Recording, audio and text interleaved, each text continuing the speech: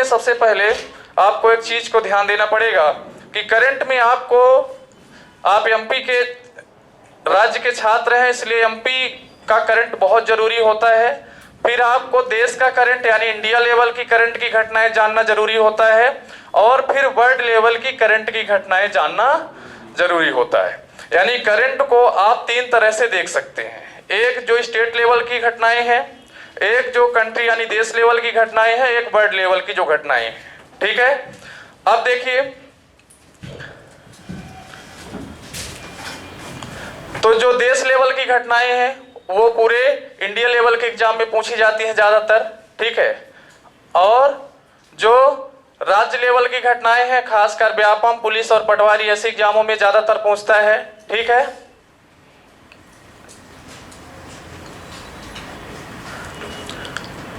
ठीक है, तो आपको ये चीजें थोड़ा सा ध्यान देने की जरूरत आपको पड़ेगी। ठीक है ना। तो करंट का जो क्षेत्र है उसमें सबसे पहले आप देखते हैं कि हमारे देश में जो प्रमुख पदाधिकारी हैं, ठीक है, पहले तो आप ये देखिए कि करंट तीन क्षेत्र है इसका।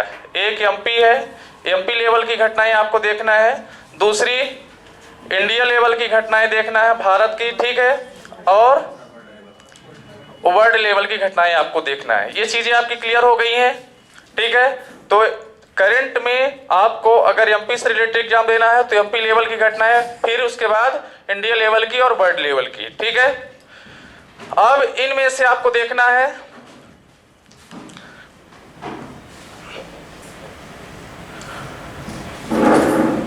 जैसे प्रमुख पदाधिकारी हो गए,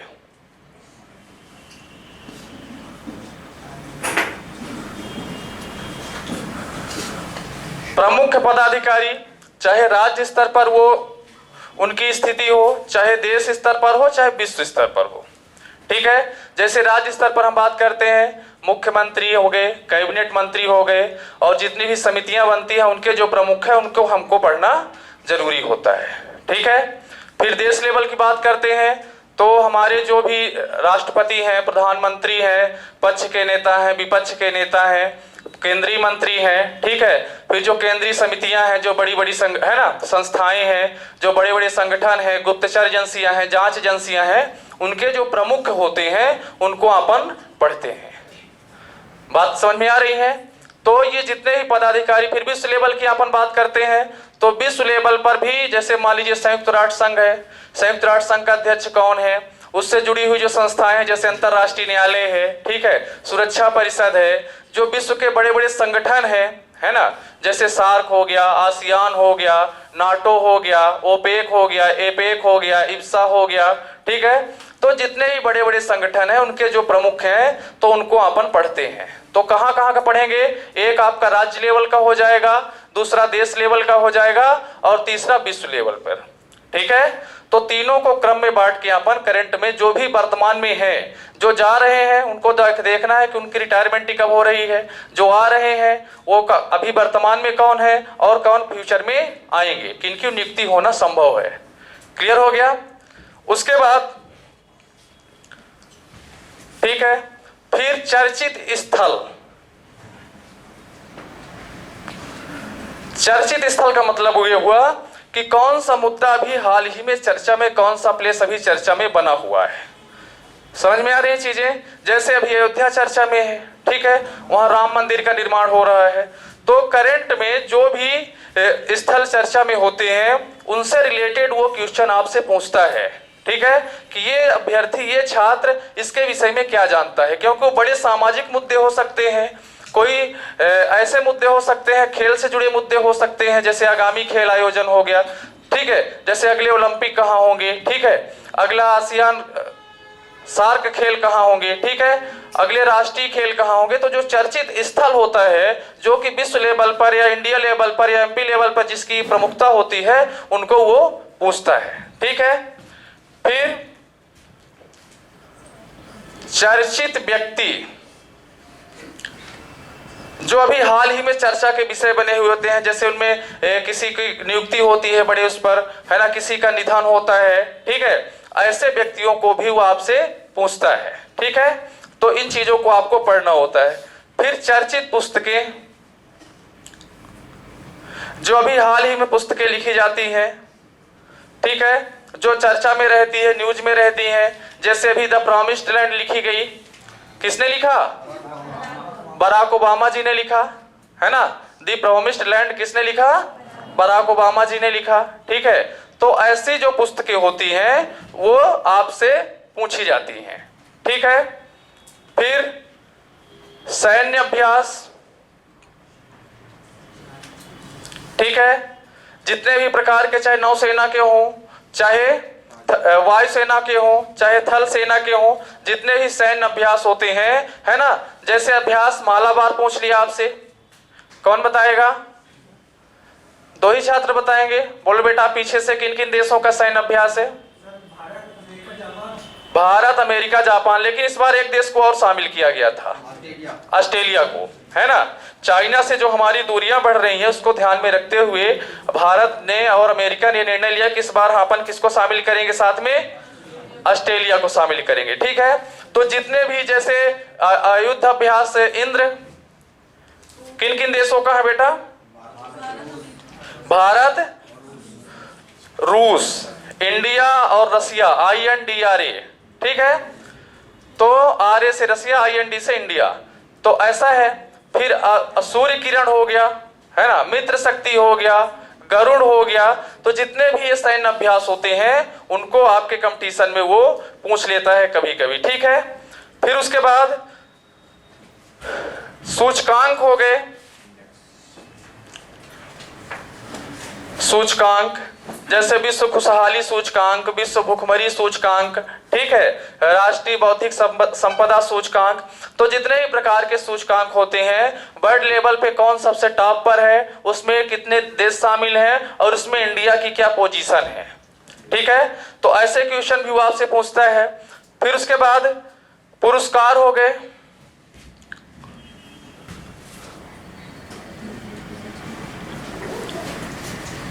पुरस्कार तो आप सभी लोग जानते हैं, है ना। खेल के पुरस्कार होते हैं, फिल्मों के पुरस्कार होते हैं, है ना, और कुछ अन्य सामाजिक पुरस्कार भी होते हैं। तो ये पुरस्कार मध्य प्रदेश शासन के स्तर पर कौन से पुरस्कार दिए जाते हैं? मध्य प्रदेश शासन के द्वारा दिया जाने वाला सबसे ज्यादा इनामी राशि का पुरस्कार क्या है? वो इनामी राशि का पुरस्कार अभी हाल ही में किसे दिया गया? पहला पुरस्कार किसे दिया गया? जल्दी आओ बेटा क्लास में, है ना, डिस्टर्बेंस नहीं, बंद कर दो, ठीक है। तो इंडिया लेवल पे जो पुरस्कार हो रहे हैं, ठीक है। फिर इंडिया लेवल पे जैसे आपसे पूछ लेता है, ठीक है, भारत का सबसे ज्यादा इनामी राशि का पुरस्कार कौन सा है? भारत सरकार के द्वारा दिया जाने वाला सबसे महत्वपूर्ण पुरस्कार कौन सा है? वर्तमान में जैसे पद्म अवार्ड होते हैं, भारत रत्न होता है ना, पिछला भारत रत्न किसे दिया गया, ठीक है। और जैसे विश्व लेवल के पुरस्कार होते हैं, नोबेल पुरस्कार हो गया, रेमन मैग्सेसे पुरस्कार हो गया, ठीक है। तो जितने भी पुरस्कार होते हैं उनको आपसे वो पूछता रहता है कंपटीशन में, ठीक है। कोई समस्या तो नहीं हो रही है? अच्छा, उसके बाद आगामी खेल आयोजन, खेल में ही देख लीजिए, जैसे खेल है तो खेल में बहुत सारी चीजें जुड़ जाएंगी, है ना। खेलों की वर्तमान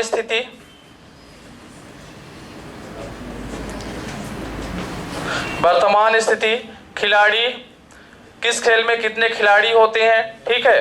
फिर आगामी खेल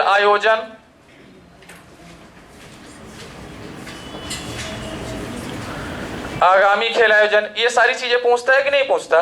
जैसे अगर पूछ लिया जाए कि अगला ओलंपिक कहाँ होगा, 2020 वाला स्थगित हो गया है, अब 21 में होगा, ठीक है, ओलंपिक, ग्रीष्मकालीन ओलंपिक। अगला ओलंपिक कहाँ होगा? हाँ, नहीं, उसके बाद वाला पेरिस में होगा, है ना। तो ऐसे जो भी क्वेश्चन है आगामी खेल आयोजन से संबंधित। अब विश्व का सबसे बड़ी खेल प्रतिस्पर्धा कौन सी है? ओलंपिक है ना। उसके बाद राष्ट्रमंडल कॉमनवेल्थ गेम्स है, उसके बाद एशियन गेम्स हैं, फिर इंडिया लेवल के जितने भी गेम्स हैं, फिर स्टेट लेवल के जितने भी गेम हैं, खेल हैं, ठीक है। तो आपको इस तरह बांट करके पढ़ना है ना। विश्व की सबसे बड़ी खेल प्रतिस्पर्धा, फिर सेकंड नंबर पे कौन सी है ना।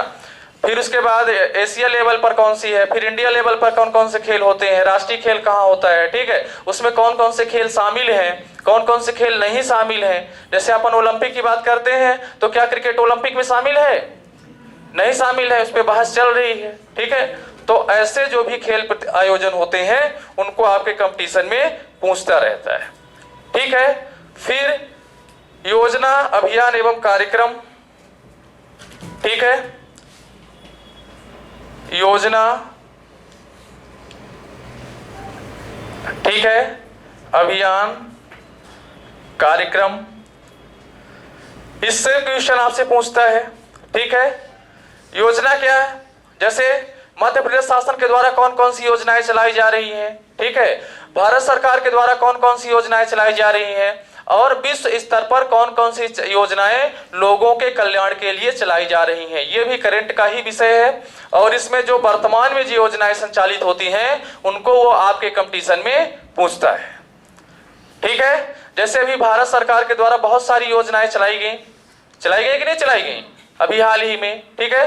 तो जैसे मान लीजिए प्रधानमंत्री जन धन योजना, ठीक है, प्रधानमंत्री स्वर्ण मुद्रा योजना, ठीक है, प्रधानमंत्री सांसद आदर्श ग्राम योजना, ठीक है, प्रधानमंत्री जो ये भवन निर्माण के लिए दिया जाता है, ठीक है, सब्सिडी आवासीय योजना, ठीक है। तो हाँ, फिर उज्ज्वला योजना हो गई आपकी, जिसमें आपको गैस सिलेंडर प्रोवाइड करते हैं महिलाओं को, है ना।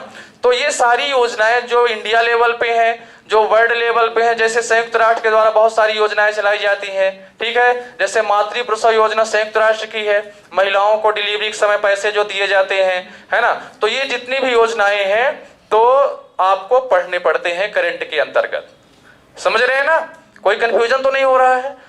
अच्छा, उसके बाद चर्चित दिवस, जो हाल ही में चर्चा दिवस होते हैं तो वो भी आपसे पूछता है। फिर किस चर्चित दिवस में आपको कोई नई चीज जो इंक्लूड की जाती है, ठीक है, वो आपसे पूछता है, ठीक है। जैसे अगर अपन बात करते हैं 26 जनवरी गणतंत्र दिवस की, तो अपन दूसरे देश से आमंत्रण देते हैं, दूसरे देश के किसी नेता को, राष्ट्रपति को, प्रधानमंत्री को, उसको मुख्य अतिथि बनाते हैं, ठीक है। और जितने भी चर्चित दिवस है उनमें कौन से बड़े निर्णय लिए गए संयुक्त राष्ट्र के द्वारा, ठीक है, जैसे मानवाधिकार दिवस हो गया, ठीक है, श्रम दिवस हो गया। उस जैसे मान लीजिए श्रम दिवस कब मनाया जाता है, लेबर डे 1 मई को। अब श्रम दिवस पर कौन सी विश्व संयुक्त राष्ट्र के द्वारा कौन सा कुछ जारी किया गया श्रमिकों के लिए, कुछ है ना, कुछ स्लोगन दिया गया, कुछ ऐसी ऐसी चीजें वो डीपली में आपसे पूछता है, ठीक है। क्योंकि दिवस तो लगभग सभी पढ़े होते हैं, तो जितने भी चर्चित दिवस होते हैं उनमें से क्या नया है या कुछ उन पर कुछ नई योजना बन रही है, कुछ नए काम हो रहे हैं, ऐसी चीजों को कंपटीशन में रखता है, ठीक है। फिर उसके बाद सम्मेलन, सम्मेलन जानते हैं, जितने भी विश्व स्तर पर बड़े बड़े सम्मेलन होते हैं, जैसे जितने भी संगठनों के सम्मेलन हैं, जैसे मैंने आपको बताया सार्क की स्थापना कब हुई थी, कोई बताएगा? 1985 में 7-8 दिसंबर 1985 को सार्क की स्थापना हुई थी, जो दक्षिण भारतीय क्षेत्रीय सहयोग संगठन है, ठीक है। भारत और उसके पड़ोसी देश शामिल हैं। जितने ही बड़े बड़े संगठन बनते हैं, ठीक है, तो उनके जो सम्मेलन होते हैं, जैसे अभी संघाई सहयोग संगठन हुआ, मोदी जी गए थे भाग लेने के लिए, ठीक है, तो वगैरह वगैरह सारे क्वेश्चन। फिर उसके बाद महोत्सव, जो बड़े बड़े महोत्सव होते हैं भारत सरकार के द्वारा हो, चाहे मध्य प्रदेश शासन के द्वारा हो, चाहे विश्व स्तर का कोई महोत्सव हो, ऐसे क्वेश्चन भी पूछता है। मध्य प्रदेश शासन के द्वारा बहुत सारे महोत्सव आयोजित होते हैं, जैसे आपके रीवा में ही एक महोत्सव होता है, विंध्य महोत्सव होता है ना। तो जितने ही महोत्सव या समारोह होते हैं वहां से भी क्वेश्चंस वो पूछता है, ठीक है। तो ये कुछ ऐसे क्षेत्र हैं, ठीक है। खेल में भी बहुत सारी प्रतियोगिताएं आती हैं, जैसे टेनिस है, क्रिकेट है, शतरंज है, ठीक है, जो भी खेल है। तो ये कुछ पॉइंट्स हैं जिन पर अपन को काम करना पड़ेगा, ठीक है। अच्छा, तो अब इसके बाद अपन चलते हैं, किसी एक टॉपिक को उठाते हैं, है ना, उस पर चर्चा करते हैं, क्योंकि सारी चीज एक साथ तो पढ़ना संभव नहीं है, क्योंकि पूरे करंट को क्या आप एक साथ एक दिन में पढ़ सकते हैं, किसी एक क्लास में नहीं पढ़ सकते हैं, ठीक है। तो अपन एक चैप्टर को उठाते हैं। पहले तो आप लोग थोड़ा सा भारत के जो संवैधानिक प्रमुख हैं उनको आप लोग जान लीजिए, ठीक है ना। या प्रशासन में जो प्रमुख जो काम कर रहे हैं जो लोग, उनको जान लीजिए, थोड़ा सा नोट कर लीजिए। जैसे अपन बात करते हैं, भारत के प्रधानमंत्री कौन है भाई? बहुत फेमस है। भारत ही बस नहीं बल्कि वर्ल्ड लेवल पर वो फेमस हैं। ठीक है, तो सबसे पहले कर लीजिए संवैधानिक प्रमुख या राष्ट्रीय पदाधिकारी, छोटी सी हेडिंग कर लीजिए, संवैधानिक प्रमुख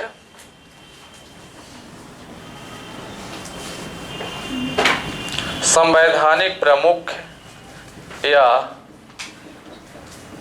राष्ट्रीय पदाधिकारी। ठीक है, सबसे पहले लोकसभा पर चलते हैं। ठीक है, तो लोकसभा में कौन कौन से संवैधानिक प्रमुख हैं? तो सबसे पहले लिख लीजिए नेता सत्तापक्ष लोकसभा, नेता सत्तापक्ष लोकसभा कौन है? प्रधानमंत्री नरेंद्र मोदी। सत्ता पक्ष का नेता हमेशा ही भारत का कौन होता है? प्रधानमंत्री होता है। यह चीज आपको हमेशा ध्यान में रखना है। नेता सत्ता पक्ष लोकसभा नरेंद्र मोदी, उसके बाद अध्यक्ष लोकसभा, हाँ अध्यक्ष लोकसभा ओम बिरला,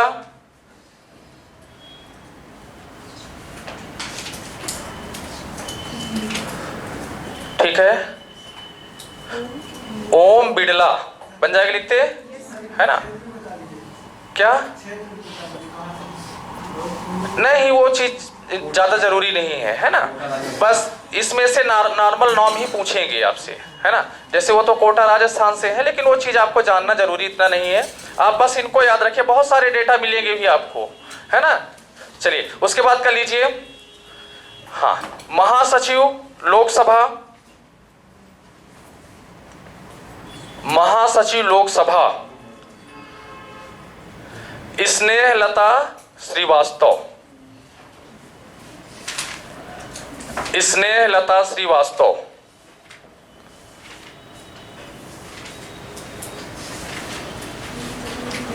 ठीक है। उसके बाद अगला नाम है नेता विपक्ष लोकसभा, विपक्ष इसी को प्रतिपक्ष कहते हैं, ठीक है। नेता विपक्ष लोकसभा, ये बंगाल से हैं, चौधरी साहब, क्या नाम है पूरा नाम? अधीर रंजन चौधरी, नोट कर लीजिए, नेता विपक्ष लोकसभा अधीर रंजन चौधरी, ठीक है। तो ये लोकसभा के जो प्रमुख पदाधिकारी हैं उनकी बात अभी तक हो रही थी। अब भारतीय संसद के कितने सदन हैं? 2 हैं, लोकसभा और राज्यसभा। तो अब राज्यसभा में देखिए कौन कौन से प्रमुख पदाधिकारी हैं। राज्यसभा का सभापति, राज्यसभा का सभापति आप हमेशा से ही जानते हैं, ठीक है। कौन होता है राज्यसभा का सभापति? भारत का उपराष्ट्रपति। वर्तमान में कौन है? एम वेंकैया नायडू, नोट करिए। राज्यसभा का सभापति एम वेंकैया नायडू, ये साउथ से हैं, आंध्रा से हैं, ठीक है। एम वेंकैया नायडू साहब हैं। उसके बाद आगे कर लीजिए राज्यसभा का उपसभापति, राज्यसभा का उपसभापति हरिवंश नारायण सिंह,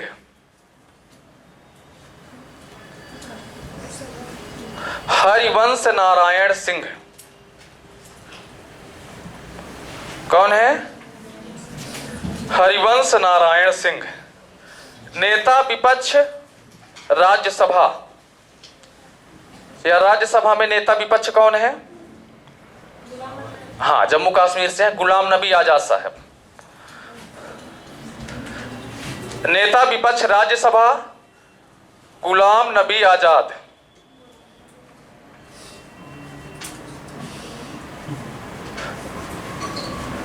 ठीक है, गुलाम नबी आजाद। नहीं बनेगा, लिखते गुलाम नबी आजाद। उसके बाद करिए नेता सत्ता पक्ष राज्यसभा, नेता सत्ता पक्ष राज्यसभा में, नेता सत्ता पक्ष राज्यसभा थावर चंद्र गहलोत, थावर चंद गहलोत, थावर चंद्र गहलोत। ठीक है, कौन है? थावर चंद गहलोत। फिर राज्यसभा के महासचिव, राज्यसभा के महासचिव, राज्यसभा के महासचिव कौन है? कोई बताएगा? Any student? देश दीपक वर्मा। जो महासचिव होता है उसी के माध्यम से सारा काम होता है लोकसभा और राज्यसभा का। ठीक है, ये चीज ध्यान में आपको रखना है, देश दीपक वर्मा। उसके बाद आप छोटी सी हेडिंग कर लीजिए न्यायिक प्रमुख। लोकसभा महासचिव हो गए, लोकसभा महासचिव उत्पल कुमार सिंह नहीं बनने वाले हैं अभी। अच्छा, चलिए इसको हम फिर चेंज करवा देंगे। क्या नाम बताए हो? उत्पल सिंह, उत्पल कुमार सिंह, पाल कुमार सिंह, उत्पल, उत्पल कुमार सिंह। ब्रैकेट में आप लोग लिख लीजिए लोकसभा चेंज हुई, जहां आपने स्नेहलता श्रीवास्तव लिखा है वहां पर लिख लीजिए आगामी। ठीक है, उत्पल कुमार सिंह बन जाएगा, लिखते। हाँ, लोकसभा के जो महासचिव आपने लिखा है स्नेहलता श्रीवास्तव, ठीक है, वहां पर आप क्या लिखेंगे उसको लिखा रहने दीजिए, या है ना? ठीक है, वहां आप बगल में लिख लीजिए उत्पल कुमार सिंह।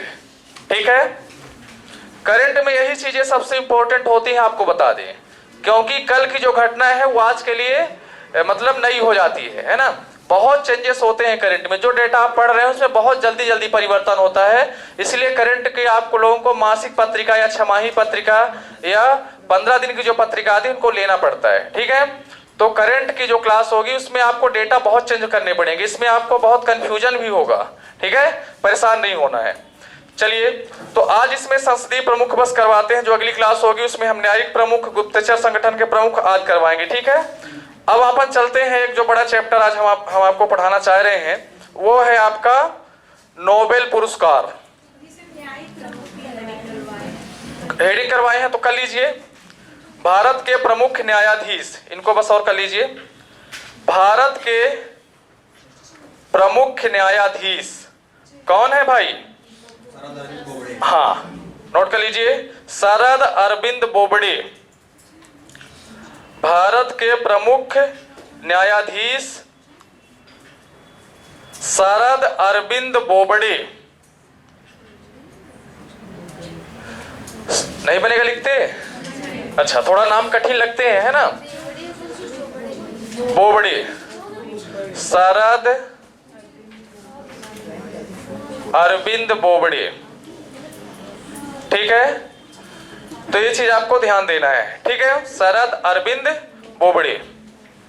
उसके बाद कर लीजिए 47वें नंबर के हैं। अगर आपसे पूछता है कि किस नंबर के न्यायाधीश हैं तो 47वें नंबर के हैं। ठीक है, ये चीज भी आपको ध्यान में रखना है। उसके बाद कर लीजिए भारत का महान न्यायवादी। हाँ, घर जाना है? ठीक है, चले जाइए। भारत का महान न्यायवादी, ठीक है, attorney general of India, Bharat का महान न्यायवादी। महान न्यायवादी नहीं बनेगा, लिखते महान न्यायवादी कौन है? के वेणुगोपाल। नोट कर लीजिए के वेणुगोपाल। ठीक है, के वेणुगोपाल। कोई कंफ्यूजन तो नहीं हो रहा है? ठीक है, चलिए इसमें इतना ही आज करवाते हैं, ठीक है। फिर बहुत ज्यादा नाम हो जाएंगे तो आपको कंफ्यूजन होने लगता है, ठीक है। अब उसके बाद कर लीजिए आप लोग, ठीक है, नोबेल पुरस्कार, हेडिंग कर लीजिए नोबेल पुरस्कार।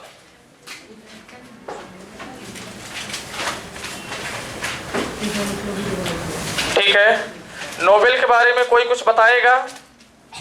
Any student? हाँ, अल्फ्रेड बर्नार्ड नोबेल जो थे, है ना, उनके नाम पर दिया जाता है। बहुत अच्छे। दूसरा कोई छात्र कोई बताएगा? हाँ, आप बताइए।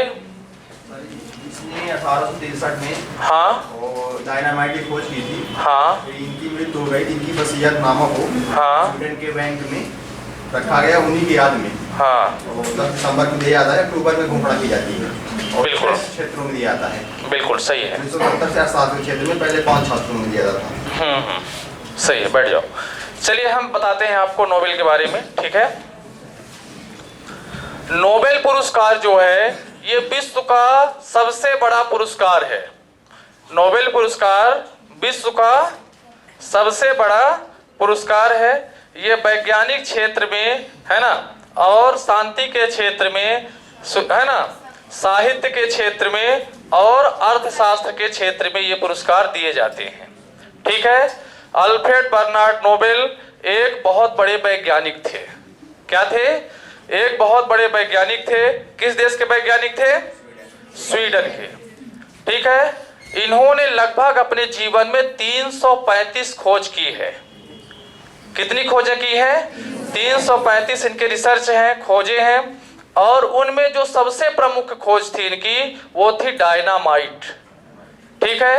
इनके पिता जो थे वो युद्ध सैन्य विभाग में अधिकारी थे और उन्हें कुछ विस्फोटक चीजें बनानी थी, है ना, उपकरण बनाने थे युद्ध में लड़ने के लिए, और उसकी आवश्यकता इनको महसूस हुई और इन्होंने डायनामाइट की खोज की।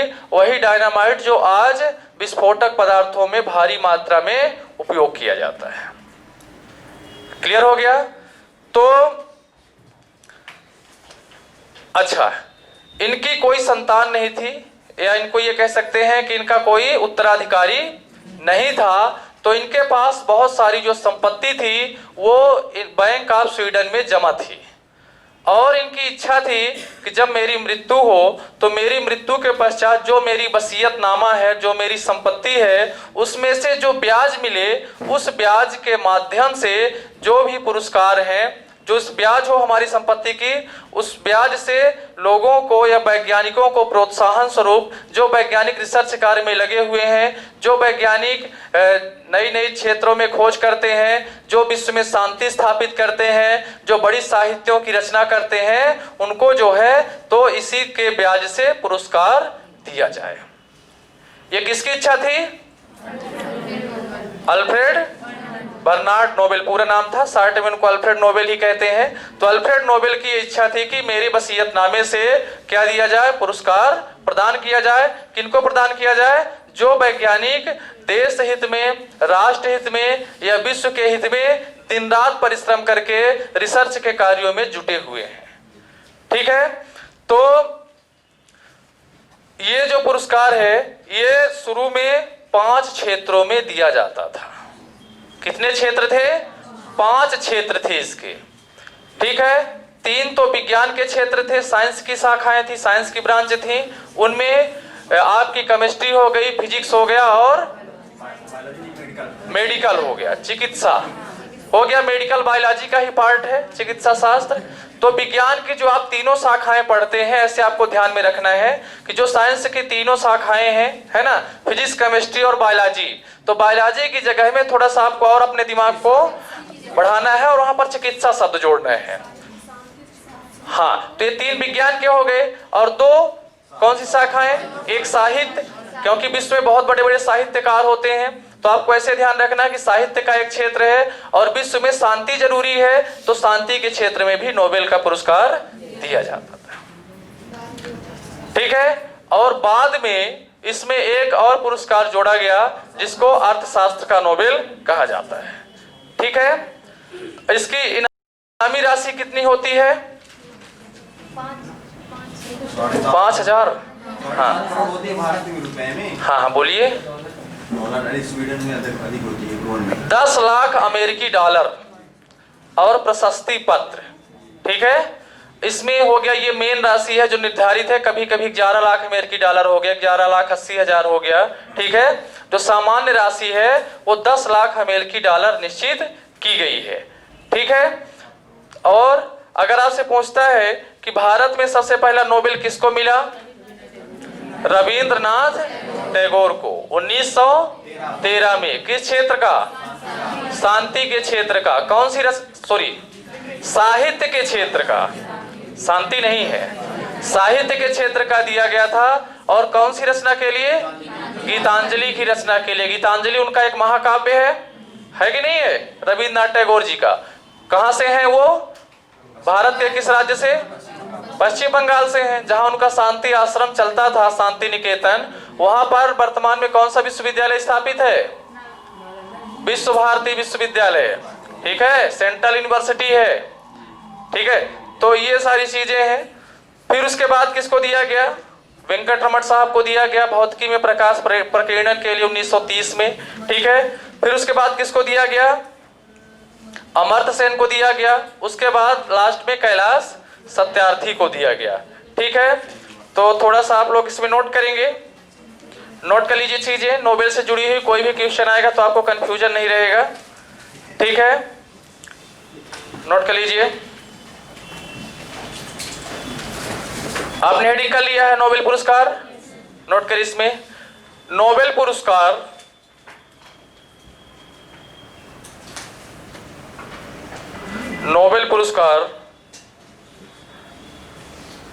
स्वीडन के महान वैज्ञानिक,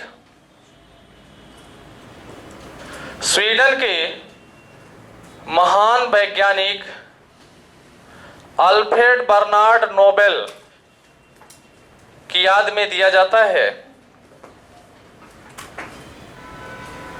अल्फ्रेड बर्नार्ड नोबेल की याद में दिया जाता है।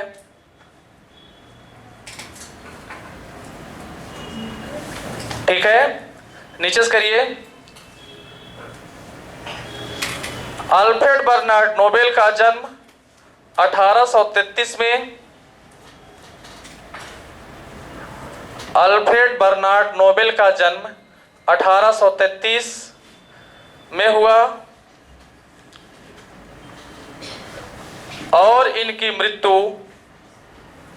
1896 में हुई थी।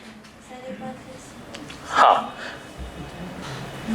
अल्फ्रेड बर्नार्ड नोबेल का जन्म 1833 और इनकी मृत्यु 1896 में हुई थी। ठीक है, कोई कंफ्यूजन तो नहीं है। चलिए नीचे से करिए। अल्फ्रेड नोबेल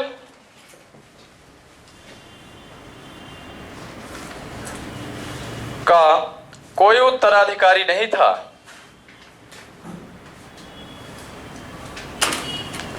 कोई उत्तराधिकारी नहीं था।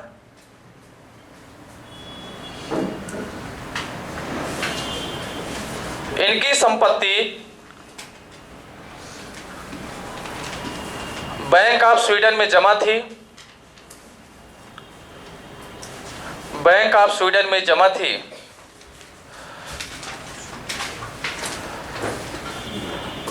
और इनकी इच्छा थी कि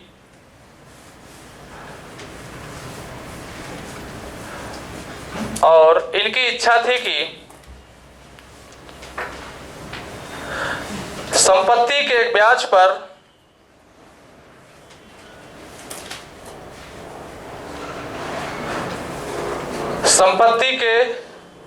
ब्याज पर वैज्ञानिकों को ब्रैकेट में लिख लीजिए शोधकर्ताओं, है ना, वैज्ञानिकों को, शोधकर्ताओं को पुरस्कार प्रदान किए जाएं।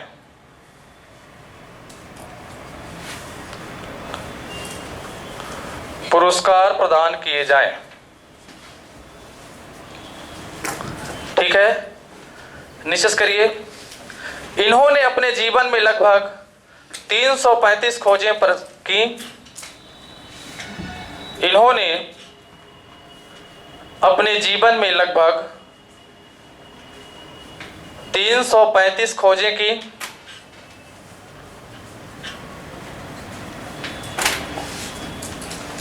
जिनमें सबसे प्रमुख खोज डायनामाइट का आविष्कार था। जिनमें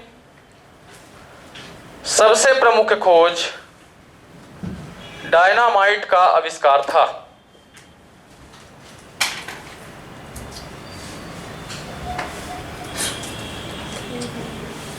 ठीक है, नीचे से करिए। नोबेल फाउंडेशन की स्थापना नोबेल फाउंडेशन की स्थापना नोबेल फाउंडेशन की स्थापना बैंक ऑफ स्वीडन के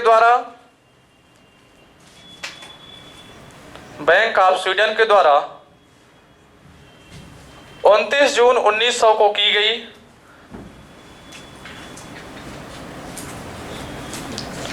29 जून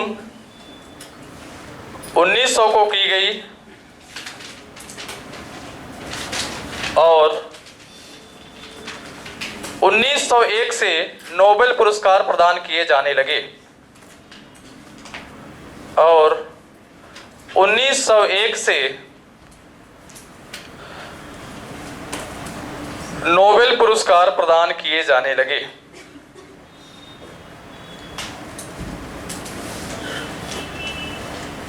ठीक है, कोई समस्या तो नहीं अभी तक?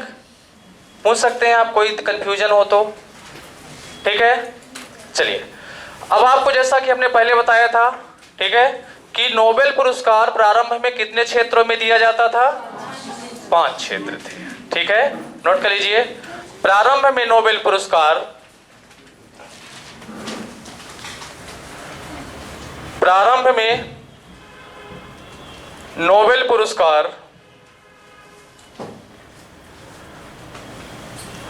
5 क्षेत्रों में दिया जाता था।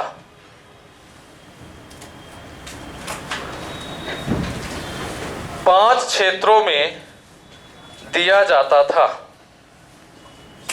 ठीक है, नंबर 1 शांति, नंबर 1 शांति, नंबर 2 साहित्य, नंबर 3 भौतिकी, नंबर 4 रसायन, नंबर 5 चिकित्सा।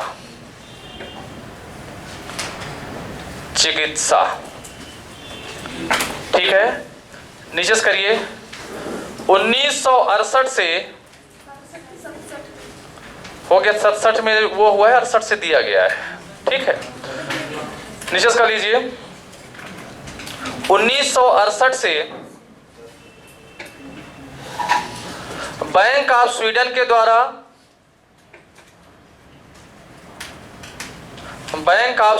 द्वारा अर्थशास्त्र के नोबेल पुरस्कारों की घोषणा की गई।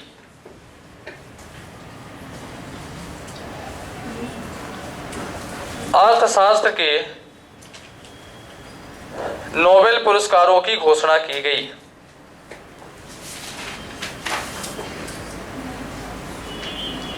ठीक है, नीचे से करिए। अर्थशास्त्र का प्रथम नोबेल पुरस्कार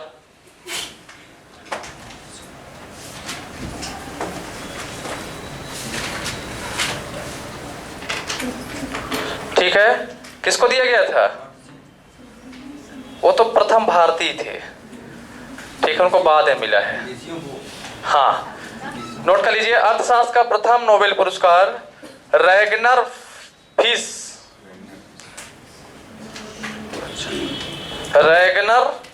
बन जाएगा, लिखते रैगनर फिश और जॉन टिम्बरजन।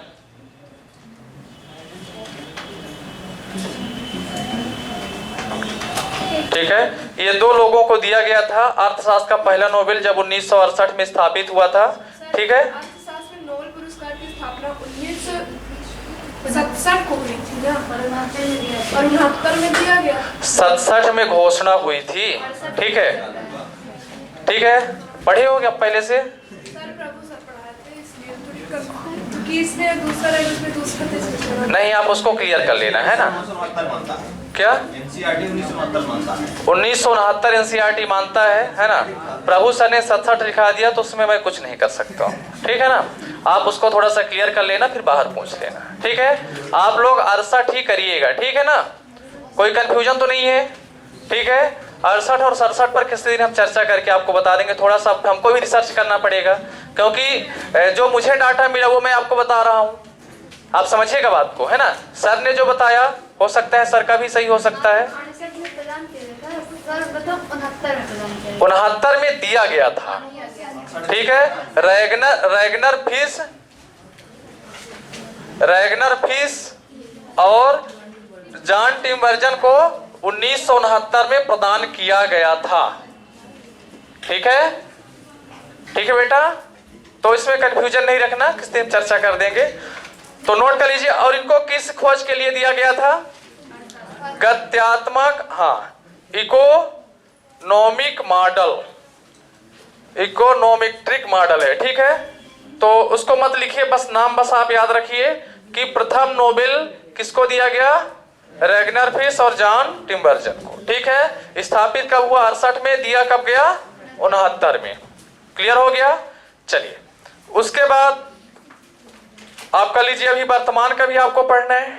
ठीक है, तो पहले भारतीयों का करा दें, फिर करंट का कराते हैं, क्योंकि भारतीयों का जरूर पूछता है, क्योंकि वो चीजें आजकल आज कंपटीशन में इंक्लूड करता है कि जो इंडिया से जुड़े हुए लोग हैं और जिनको वर्ल्ड लेवल पर ख्याति प्राप्त हो चुकी है। जैसे मान लीजिए मध्य प्रदेश का कोई खिलाड़ी है और वो वर्ल्ड लेवल पे खेल रहा है, तो उस खिलाड़ी को फोकस करेगा।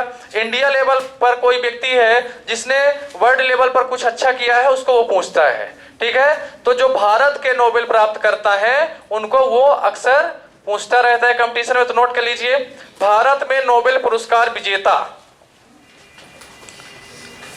भारत में नोबेल पुरस्कार विजेता,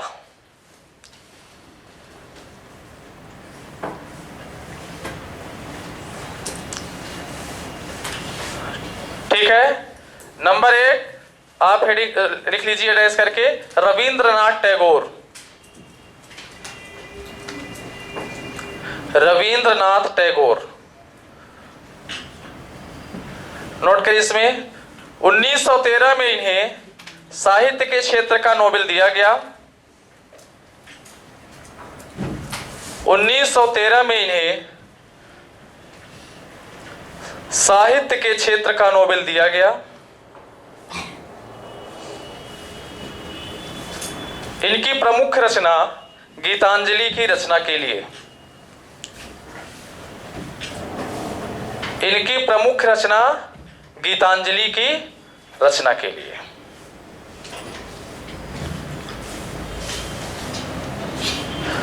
दूसरे वैज्ञानिक हैं जिनको भौतिक का मिला था, क्या नाम है? सीवी रमण। आप सीवी रमण साहब का नाम लिख लीजिए, सीवी रमण। पूरा नाम क्या है इनका? चंद्रशेखर वेंकट रमण, है ना।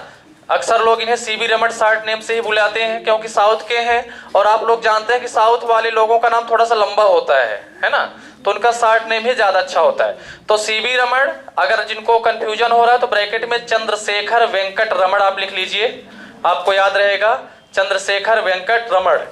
ठीक है, नोट कर लीजिए। इन्हें भौतिकी के क्षेत्र का नोबेल 1903 में प्रदान किया गया। 1930, हाँ, 1930, हाँ। इन्हें भौतिकी के क्षेत्र का नोबेल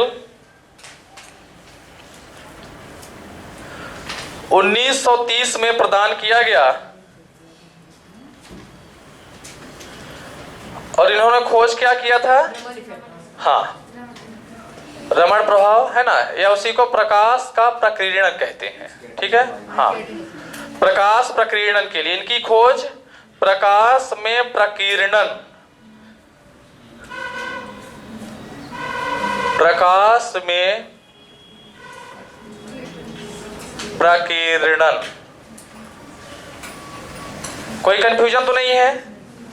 चलिए, फिर एक विदेशी महिला है जिन्होंने भारतीय नागरिकता ग्रहण की थी, उन्हें शांति का नोबेल दिया गया था। क्या नाम है? Mother Teresa. ठीक है, किस देश की है ये? बेलग्रेड किस देश की राजधानी है? सर्बिया। यूगोस्लाविया। आप लोग विश्व के देशों की राजधानियां भी याद रखना है। ठीक है, चाहे आप उसको करंट से जोड़िए चाहे जिस मैटर से जोड़िए, लेकिन विश्व के देशों की राजधानियां आपसे बननी चाहिए। ठीक है, इंडिया के जितने भी स्टेट हैं और केंद्र शासित जो राज्य हैं सबकी राजधानियां याद हैं आप लोगों से? कितने लोग हैं जिनको याद है? फिर मैं पूछूंगा भी, झूठा हाथ नहीं उठाना। बहुत पुअर कंडीशन है भाई। आप लोग जितने भी छात्रों को नहीं आती है, आज ही जाकर पूरे देश पूरे राज्य की राजधानियां याद करो, केंद्र शासित राज्यों की राजधानियां याद करो। और जो विश्व के बड़े बड़े देश हैं, है ना, छोटे देशों को अगर आप नहीं याद रख पाते हैं तो जैसे एशिया महाद्वीप में जो ही बड़े बड़े देश हैं, ठीक है, जैसे यूरोप महाद्वीप में जो बड़े बड़े देश हैं, अफ्रीका में जो बड़े देश हैं, उत्तरी अमेरिका में, दक्षिणी अमेरिका में, ठीक है, उनकी राजधानी आपसे बननी चाहिए। और आप मैपिंग पे पढ़िए, आप जो राजधानियां याद करते हैं उन देशों की लोकेशन देखिए कि वर्ल्ड के मैप पे ये इसकी स्थिति कहाँ है। ठीक है, ये सारी चीजें, क्योंकि कंपटीशन वाले छात्र को अगर हम कनाडा नाम ले ले तो उसके दिमाग में क्लिक कर जाए कि कनाडा कहाँ है। ब्रिटेन नाम लेते हैं तो ब्रिटेन कहाँ है?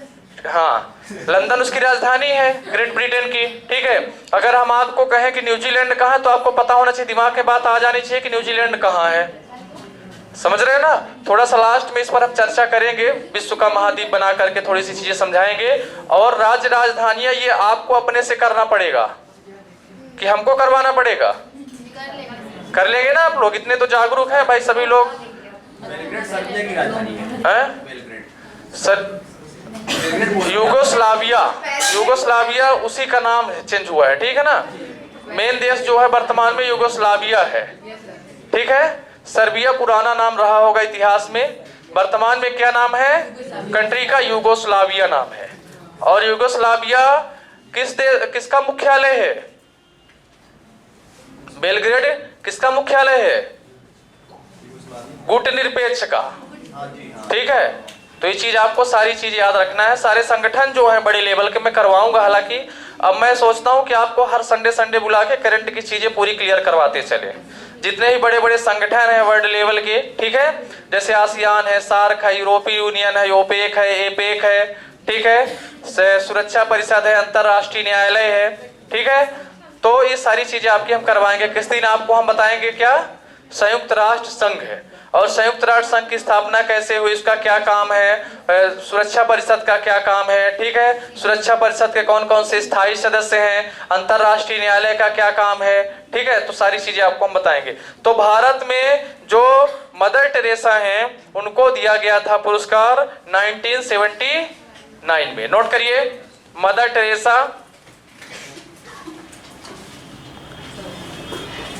इन्हें 1979 में शांति के क्षेत्र का पुरस्कार दिया गया। 1979 में किस क्षेत्र का? शांति के क्षेत्र का पुरस्कार दिया गया। ठीक है, ये इंडियन नहीं थी, पहले इनको भारत की नागरिकता नहीं थी, लेकिन ये भारत में आकर रहीं और इन्होंने भारत की नागरिकता को ग्रहण किया।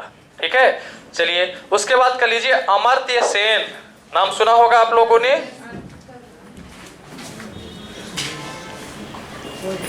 अमर्त्य सेन, अमर्त्य सेन को दिया गया है काहे के क्षेत्र में? अर्थशास्त्र के क्षेत्र में। कौन सा अर्थशास्त्र इन्होंने लिखा? कल्याणकारी अर्थशास्त्र। नोट कर लीजिए, है ना। अमर्त्य सेन 1998 में इन्हें 1998 में इन्हें कल्याणकारी अर्थशास्त्र के लिए कल्याणकारी अर्थशास्त्र के लिए नोबेल पुरस्कार प्रदान किया गया। नोबेल पुरस्कार प्रदान किया गया। अभी जिनको सबसे बाद में मिला है, शांति का क्षेत्र में ही दिया गया है। शांति के क्षेत्र में कैलाश सत्यार्थी। पीछे से कोई बताएगा कैलाश सत्यार्थी के बारे में, क्यों दिया गया भाई? लड़कियों में से, गर्ल में से कोई बताएगा? Any student? शांति के क्षेत्र में दिया गया था। हाँ, कहाँ से है? एमपी से। एमपी में कहाँ से? नहीं पता, 2014 में दिया गया है। एमपी में विदिशा से। हाँ, विदिशा से। समझिएगा, कैलाश सत्यार्थी का एक एनजीओ चलता है और उसकी थीम है बचपन बचाओ। एनजीओ है उनका, और उसमें उन्होंने जो उसकी थीम रखी है एनजीओ का, वो क्या है? बचपन बचाओ। और कैलाश सत्यार्थी साहब ने क्या किया कि ऐसे बच्चों को चुना जो कि गैर आश्रित हैं, जो कि निराश्रित हैं, जिनका कोई नहीं है, अगर कोई है भी तो वो शिक्षा से वंचित है, विकास की मुख्य धारा से वंचित है, उसको पढ़ने के अवसर प्राप्त नहीं हो रहे हैं, उसको उचित पोषण प्राप्त नहीं हो रहे हैं, उचित कपड़े प्राप्त नहीं हो रहे हैं। ऐसे बच्चों को वो ले जा करके अपने एनजीओ के माध्यम से उन्हें सारी सुविधाएं दे करके उन्हें पढ़ा कर लिखा कर एक अच्छा नागरिक बनाने की पूरी जिम्मेदारी उन्होंने ले रखी है, और वो इस फील्ड में काम करें। बड़ा काम है कि नहीं है? आज अक्सर आप देखते हैं कि छोटे बच्चे ज़्यादातर होटलों में काम करते हैं, भिक्षा मांगते हैं, इधर उधर भटकते हैं, ठीक है, उनको सही गाइडलाइन प्राप्त नहीं होती। ऐसे गरीब घर के बच्चे होते हैं जो कि माता पिता के काम में ही अपना सहयोग हाथ बटाने लगते हैं, उनको उचित अवसर प्राप्त नहीं होता। तो कैलाश सत्यार्थी का जो बचपन बचाओ उनका एनजीओ है, उसके माध्यम से उन्होंने ये काम जारी रखा था बहुत दिनों से। तो जब भारत सरकार ने इनका नाम प्रेषित किया कि हमारे देश में भी एक ऐसे व्यक्ति हैं जो कि बहुत अच्छा काम कर रहे हैं वर्ल्ड लेवल पर या लोगों के हित के लिए, तो फिर जो रॉयल सोसाइटी है स्वीडन, बैंक ऑफ स्वीडन जो फाउंडेशन है नोबेल का, उसने जब देखा कि इंडिया से नाम आया हुआ है और इन्होंने ऐसा, वहाँ फिर एक जितने भी देश से नाम जाते हैं ना, फिर उनमें चयन होता है। जैसे मान लीजिए हर देश नोबेल के लिए अपने अपने शांति के नोबेल के लिए लोगों का नाम भेजा, फिर उसमें चुनाव होता है कि किनका काम सबसे अच्छा है। जिनका काम सबसे अच्छा होता है उनको चुन लिया जाता है और उनको नोबेल दिया जाता है। समझ रहे हैं ना? तो वहाँ पर चुनाव होता है, हर देश अपने अपने यहाँ से नाम प्रेषित करते हैं। जैसे गांधी जी को अभी एक भी बार नोबेल नहीं मिला ना, हाँ, ना ही मरणोपरांत मिला, 3 बार नामित किया गया है ना। तो ये सारी चीजें होती हैं। तो आप समझ गए चुनाव कैसे होता है ना वहाँ पर, है ना। जैसे अमेरिका वाला भी अमेरिका की सरकार अपने यहाँ से नाम भेजेगी, इंडिया की सरकार भेज रही है, चाइना की भेज रही है, तो वहाँ पर फिर चुनाव करती है, जो कमेटी बैठती है तो चुनाव करती है कि किस देश के किस व्यक्ति का काम सबसे अच्छा है या किस वैज्ञानिक का सबसे अच्छी खोज है, उस वैज्ञानिक को दिया जाता है। ठीक है। साहित्य के क्षेत्र की बात करते हैं तो किस साहित्यकार की रचना सबसे अच्छी है, किस साहित्यकार की रचना समाज को जोड़ती है, समाज को एकता के सूत्र में बांधती है, समाज को एक अच्छा समाज बनाती है। साहित्य का मतलब क्या है? वो रचनाएं जो समाज के हित के लिए लिखी जाती हैं। ठीक है, तो ऐसा तो नोट कर लीजिए, कैलाश सत्यार्थी, नाम लिखिए कैलाश सत्यार्थी। 2014 में इन्हें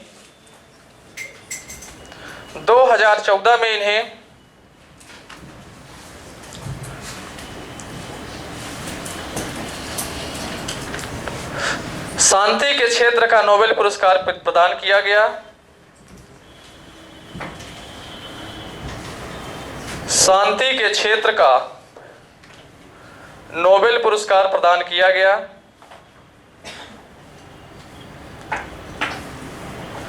इन्होंने अपने एनजीओ के माध्यम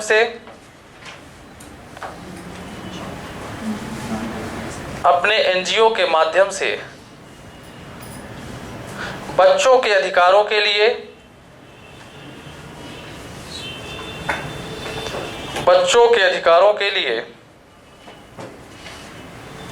अभियान छेड़ रखा था। बच्चों के अधिकारों के लिए अभियान छेड़ रखा है। ठीक है, हाँ, उस पर काम चल रहा है, इनका छेड़ रखा है। और बचपन बचाओ आंदोलन और बचपन बचाओ आंदोलन के तहत बच्चों को सुविधाएं प्रदान की जाती हैं के तहत निराश्रित या वंचित बच्चों को सुविधाएं प्रदान की जाती हैं।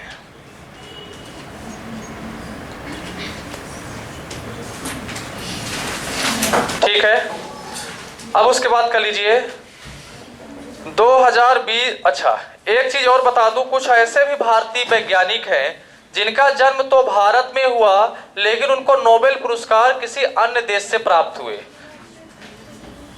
है। समझ रहे ना मैं क्या बोलना चाह रहा हूं कि वो है जन्म तो भारत में हुआ लेकिन ज्यादातर भारतीयों की पसंद क्या होता है, भारत ना होकर के विदेश होते हैं।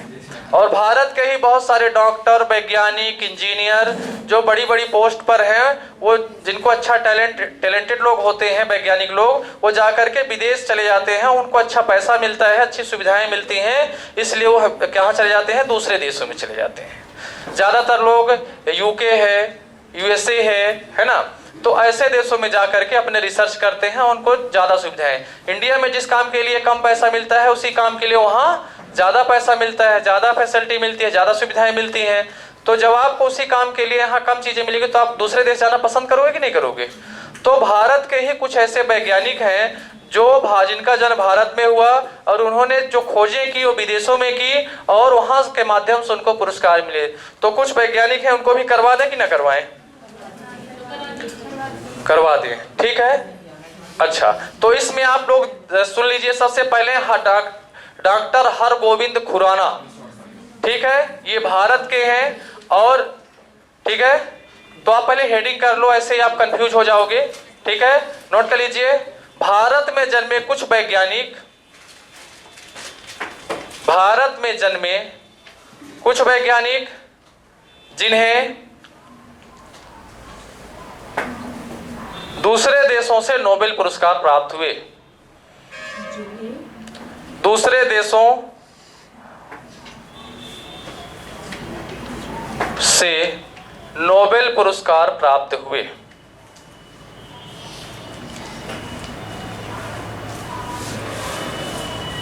ठीक है, इसमें पहले वैज्ञानिक हैं डॉक्टर हरगोविंद खुराना।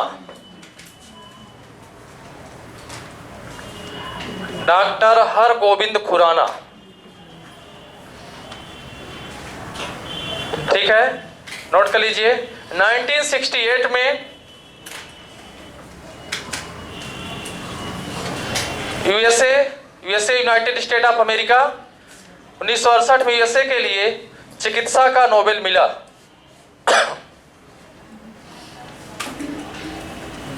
चिकित्सा का नोबेल मिला। काहे का नोबेल? चिकित्सा का। उसके बाद है सुब्रमण्यम चंद्रशेखर। सुब्रमण्यम चंद्रशेखर, सुब्रमण्यम चंद्रशेखर, ठीक है, नोट कर लीजिए। 1983 में इन्हें भौतिकी के क्षेत्र में 1983 में इन्हें भौतिकी के क्षेत्र में यूएसए से नोबेल मिला, या यूएसए देश से मिला। ठीक है ना, मतलब यूएसए ने इनका नाम प्रेषित किया अपने यहां से, है ना। ऐसा कहां से मिला? यूएसए। आप कंफ्यूजन नहीं रखना कि यूएसए देश ने इनको नोबेल दिया। यूएसए देश के माध्यम से इनका नाम भेजा गया था वहां, कहां, जहां से नोबेल मिलता है, स्वीडन में, और वहां से चुनाव किया गया। लेकिन ये भारत की तरफ से इनको नहीं मिला, बल्कि किस देश की तरफ से मिला है? यूएसए की तरफ से इनको मिला है। ठीक है, फिर उसके बाद है अगले वेंकटरमण रामाकृष्णन। वेंकटरमण रामाकृष्णन, ये भी बहुत बड़े वैज्ञानिक हैं, केमिस्ट्री के वैज्ञानिक है, ये रसायन के। ठीक है, वेंकटरमण रामाकृष्णन, नोट कर लीजिए। 2009 में इन्हें यूनाइटेड किंगडम की तरफ से 2009 में इन्हें यूनाइटेड किंगडम, आगे बताएंगे यूके किसको कहते हैं, यूनाइटेड किंगडम की तरफ से, तरफ से इन्हें रसायन का नोबेल मिला। रसायन का नोबेल मिला। ठीक है बेटा, इंग्लैंड, ब्रिटेन और यूनाइटेड किंगडम सभी लोग जानते हैं इसको। इंग्लैंड सिर्फ एक अकेला देश है। इंग्लैंड क्या है? अकेला देश है इंग्लैंड, जिसको आप कहते हैं, जिसकी राजधानी लंदन है। फिर दूसरा है ग्रेट ब्रिटेन, इसमें 3 देश शामिल हैं। ठीक है, स्कॉटलैंड, आयरलैंड और इंग्लैंड, और बिल्स उसी का भाग है, छोटा सा द्वीप है। ठीक है, तो 3 और ये बिल्स को मिलाकर 4 देश शामिल हैं। ठीक है, उसके बाद आता है आपका यूनाइटेड किंगडम, इसमें 8 देश शामिल होते हैं। इंग्लैंड के 8 देशों का ये पूरा समूह है, जिसका हेड कौन होता है? इंग्लैंड ही होता है। ठीक है, ब्रिटेन में भी हेड कौन है? इंग्लैंड ही है। ठीक है, इंग्लैंड का प्रशासन ही आयरलैंड, वेल्स और स्कॉटलैंड पर चलता है आज भी। ठीक है, यानी ये मान के भी चल सकते हैं कि आप ये आयरलैंड और स्कॉटलैंड इंग्लैंड के अभी भी गुलाम हैं। अभी कुछ दिन पहले 2-3 साल पहले वोटिंग हुई थी वहाँ कि यहाँ का प्रशासन अलग से हो कि नहीं हो, तो वहाँ के लोग ही ज़्यादातर सहमत है कि इंग्लैंड के द्वारा ही प्रशासन अच्छा है।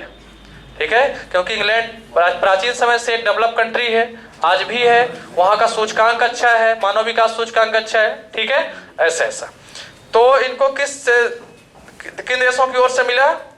यूके की तरफ से। ठीक है, उसके बाद अगले हैं अभिजीत बनर्जी, इनका जन्म भारत के मुंबई में हुआ था। अभिजीत बनर्जी, ठीक है, 2019 में इन्हें अर्थशास्त्र का नोबेल प्राप्त हुआ। अर्थशास्त्र का नोबेल प्राप्त हुआ। ठीक है, किस देश की ओर से? यूएसए की ओर से। यूएसए की ओर से। ठीक है, अच्छा, एक और बड़ी घटना है भारत से जुड़ी हुई। एक बहुत बड़े आध्यात्मिक गुरु हैं, बौद्ध आध्यात्मिक गुरु हैं, जिनका जन्म तिब्बत में हुआ था, और वन चाइना पॉलिसी के अंतर्गत जब चाइना ने तिब्बत पर कब्जा किया 1959 में, ठीक है, उसके बाद वहाँ के जो सबसे बड़े नेता थे, आध्यात्मिक नेता थे, बौद्ध धर्मगुरु थे दलाई लामा, जो कि भारत के हिमाचल में आकर उन्होंने अपना आश्रम बनाया था। ठीक है, और तब से ही वो लगातार भारत में ही निवास कर रहे हैं, और उन्हें भी नोबेल मिला है। ठीक है, तो है तो तिब्बती, लेकिन रह कहाँ रहे हैं? भारत में रह रहे हैं। तो उस घटना को भी आप नोट कर लीजिए, नोट करके लिख लीजिए इसको। तिब्बती बौद्ध धर्मगुरु, तिब्बती बौद्ध धर्मगुरु, तिब्बती बौद्ध धर्मगुरु दलाई लामा को, बन जाएगा लिखते, दलाई लामा को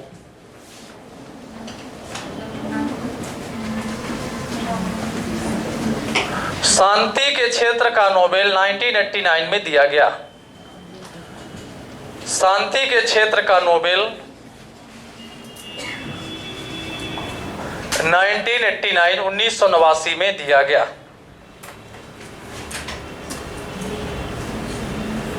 सर, इनका नाम इंडिया की गवर्नमेंट को इनको नागरिकता दी गई है भारत की, इसलिए तो चाइना भारत का विरोध करता है। ठीक है, अच्छा, वन चाइना पॉलिसी के अंतर्गत चाइना ने विश्व के कई छोटे छोटे देशों को अपने अधीन करके रखा हुआ है। ठीक है, अब वर्तमान में आप यही कह सकते हैं कि वो उसी के गुलाम है, या वो चाइना ही हो चुके हैं पूर्ण रूप से, है ना। इसमें कई छोटे छोटे देश हैं, तिब्बत हो गया, तिब्बत के बाद हांगकांग हो गया, हांगकांग के बाद वियतनाम को भी अपना हिस्सा मानता है, मकाऊ हो गया, ठीक है, इनर मंगोलिया हो गया, मंगोलिया का जो दक्षिणी वाला भाग है वो भी वहां पर भी चाइना ने कब्जा कर रखा है। तुर्किस्तान का जो पूर्वी भाग है वहां पर भी चाइना ने कब्जा करके रखा हुआ है। ठीक है, चाइना को एशिया का क्या कहते हैं? अजगर कहते हैं, है ना। अजगर जैसे निगल जाता है ना, वैसे चाइना अपने पड़ोसी देशों को निगल रहा है। यहाँ तक कि उसने नेपाल, भूटान और इंडिया के क्षेत्र पर भी नजर गड़ा के रखी हुई है। लद्दाख विवाद क्वेश्चन आ सकते हैं इससे कंपटीशन में। मैंने बताया था ना कि प्रमुख चर्चित स्थल, ठीक है, यानी जो अभी हाल ही में जो स्थल चर्चा का विषय बना रहता है किसी ना किसी कारण से, उसको भी वो कंपटीशन में पूछता रहता है। अभी एक और बहुत बड़े क्वेश्चन बनेगी कोविड-19 से, है ना, क्योंकि इसने पूरे विश्व को हिला करके रख दिया, पूरे विश्व की अर्थव्यवस्था को इसने तबाह कर दिया। ठीक है, तो उसको भी आपको पढ़ना पड़ेगा। तो आज की क्लास में तो नहीं संभव है, किस दिन हम बताएंगे, चर्चा करेंगे। ठीक है, अच्छा, अब 2020 में नोबेल पुरस्कार प्राप्त विजेता, ये करंट का वर्तमान का भी का है। 2020 में नोबेल पुरस्कार विजेता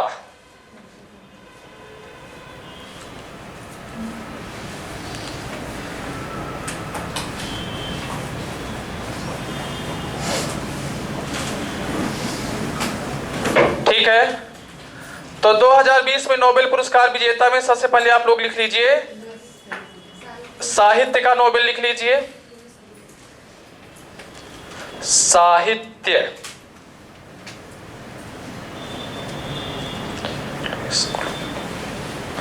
ठीक है, अच्छा, किस देश को दिया मिला? देश पहले बताइए। अमेरिका। अमेरिका की एक बहुत बड़ी कवित्री है, क्या नाम है? बहुत बढ़िया, लुईस ग्लूक। ये येल विश्वविद्यालय की प्रोफेसर हैं और इन्होंने एक रचना किया था फर्स्टरबोर्न। इनकी रचना क्या है? फर्स्टरबोर्न। इसके लिए इनको साहित्य के क्षेत्र का नोबेल 2020 का दिया गया। नोट कर लीजिए। हाँ, अमेरिकी कवित्री लुईस ग्लूक, अमेरिकी कवित्री लुईस ग्लूक। ठीक है, हाँ, लुईस ग्लूक। ये देखिए सामने लिखा हुआ है, जिनको नहीं बनेगा लिख लेंगे, लुईस ग्लूक। ठीक है, किस विश्वविद्यालय की है ये? येल विश्वविद्यालय। नोट कर लीजिए, ब्रैकेट में लिख लीजिए, येल विश्वविद्यालय की प्रोफेसर, येल यूनिवर्सिटी, येल विश्वविद्यालय की प्रोफेसर।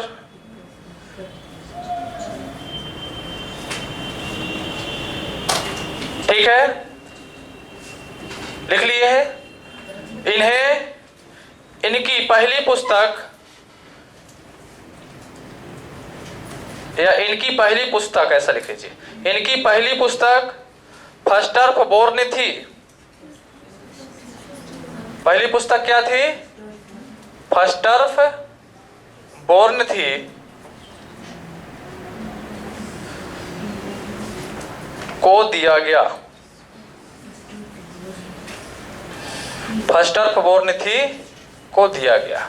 तो ये लुईस ग्लूक भूलेगा तो नहीं, बिल्कुल इसको दिमाग में आप बसा लीजिए, कभी नहीं, मतलब। अच्छा, एक चीज और बता दें आपको, करंट याद करने के लिए सबसे अच्छा तरीका यह होता है कि क्लासरूम से निकलने के बाद जब आप ऑटो में हो, अपनी बाइक में हो, जो पैदल जा रहे हो, उसको मेमोराइज करते रहिए। समझ रहे ना? नहीं तो अगर आपने एक बार मेमोराइज कर लिया तो फिर आपको बहुत जल्दी भूलने वाली चीज नहीं है। समझ रहे ना? और जब तक आप मेमोराइज नहीं करेंगे तो ये नाम भी ऐसे हैं, इंडियन नेम भी नहीं है, विदेशों के लोग हैं, तो इनके नाम तो आपको जल्दी भूलते हैं। ठीक है, तो आपको क्या करना पड़ेगा? डिस्कशन करना पड़ेगा। अपने आप से करिए, कोई नहीं है तो अगर कोई दूसरा आपका मित्र है, सहयोगी है, तो आप उससे डिस्कशन कर सकते हैं। कोई कंफ्यूजन तो नहीं है? चलिए आगे कर लीजिए। दूसरा अगली हेडिंग के लिए शांति, शांति के क्षेत्र का नोबेल। हाँ,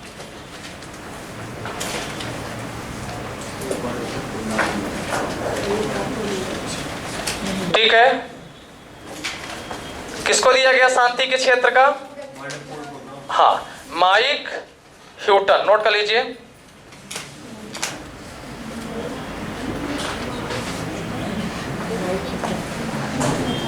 नहीं, शांति के क्षेत्र का है, ये एक फाउंडेशन को मिला है। हाँ, ये एक फाउंडेशन है जो विश्व खाद्य के लिए कार्य करता है। विश्व में जो गरीब लोग हैं, जैसे आपको हम बता दें कि जैसे मान लीजिए 1 रुपए 2 रुपए किलो जो गेहूं चावल मिलता है ना भारत सरकार के द्वारा, इसमें भारत सरकार के साथ साथ विश्व की भी सब्सिडी होती है। जो अंतर्राष्ट्रीय संस्था है, ठीक है, वो गरीब देशों के लिए खाद्यान्न मुहैया करवाती है। मतलब ये कि गरीब देशों को जहाँ की भुखमरी की स्थिति होती है, वहाँ पर वो संस्था लोगों को खाद्य वस्तुएं प्रदान करती हैं। ऐसी संस्था को दिया गया, तो नोट कर लीजिए। हाँ, विश्व खाद्य कार्यक्रम, शांति का पुरस्कार किसको दिया गया? विश्व खाद्य कार्यक्रम को दिया गया।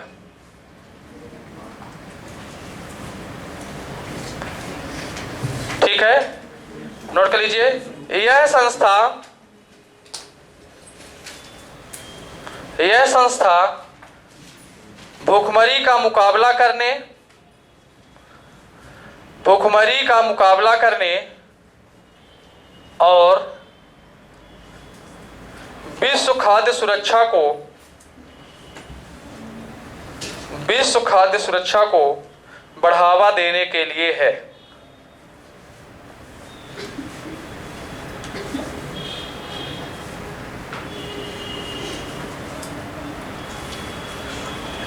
ठीक है, उसके बाद आए कर लीजिए भौतिकी का नोबेल 2020।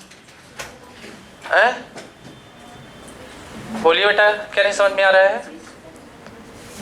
ये विश्व खाद्य कार्यक्रम जो है, ये पूरे विश्व की भूखमरी का मुकाबला करने और उसको बढ़ावा देने के लिए कार्य करती है। नाम क्या है? ये फाउंडेशन कोई नाम किसी एक पर्सन का नहीं है, ये पूरा ऑर्गेनाइजेशन है। क्या है ये?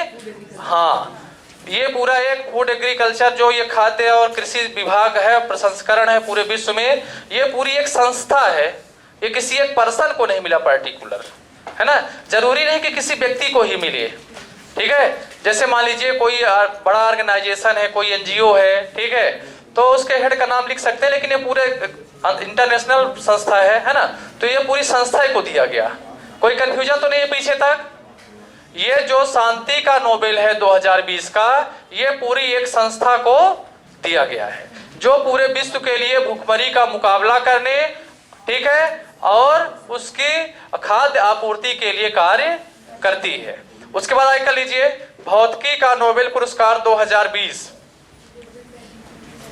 हाँ,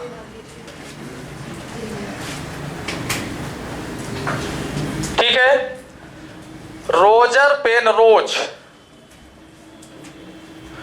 किसको दिया गया? हाँ, रोजर पेनरोज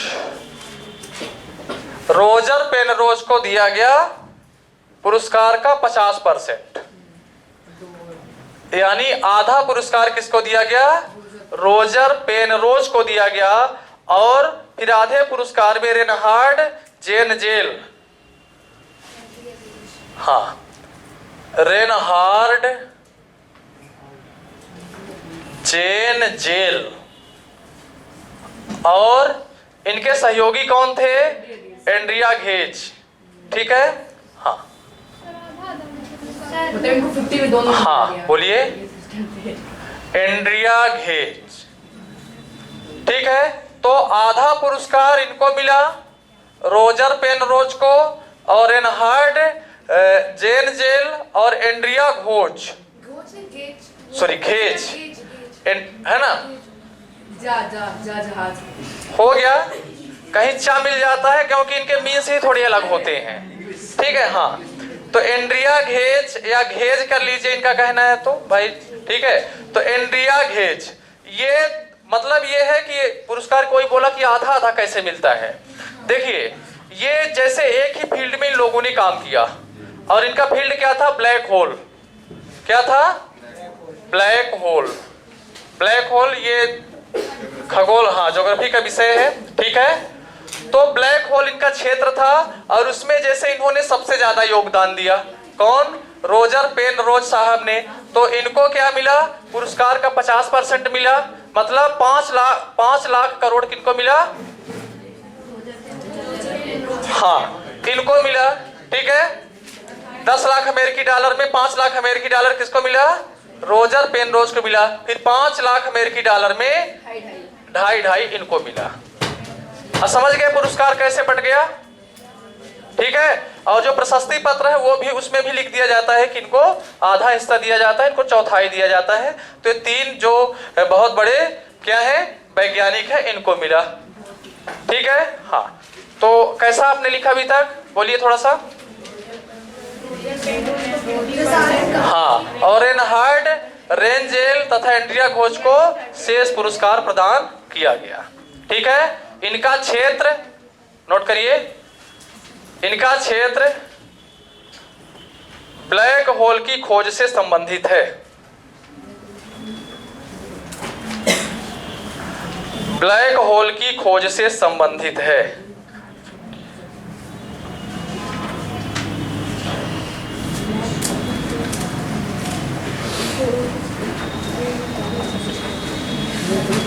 ठीक है, कोई कंफ्यूजन तो नहीं हो रहा है, कॉन्सेप्ट क्लियर हो गया है। अब उसके बाद आप हेडिंग कर लीजिए रसायन के क्षेत्र का नोबेल पुरस्कार। ये नाम थोड़ा सा कठिन है बेटा, इसको आप लोगों को अच्छे से याद रखना पड़ेगा, ठीक है। रसायन के क्षेत्र का नोबेल पुरस्कार, ठीक है। 2 देश के इसमें वैज्ञानिक हैं, ठीक है। पहली वैज्ञानिक है फ्रांस की, कौन है? इमैनुएल कारपेंटिये, और दूसरी है अमेरिका की जेनिफर ए डॉर्डना, ठीक है। हाँ तो नोट कर लीजिए, रसायन के क्षेत्र का पुरस्कार फ्रांसीसी वैज्ञानिक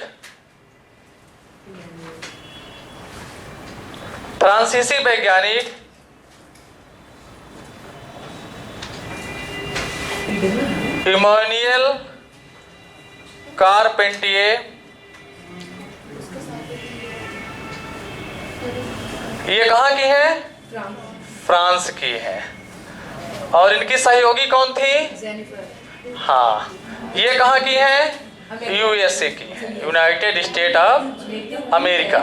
जेनिफर डॉर्डना, नोट कर लीजिए, इनकी सहयोगी जेनिफर ए डॉर्डना।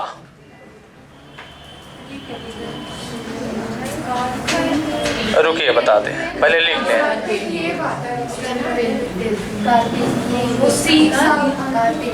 क्या नहीं समझ में आ रहा है?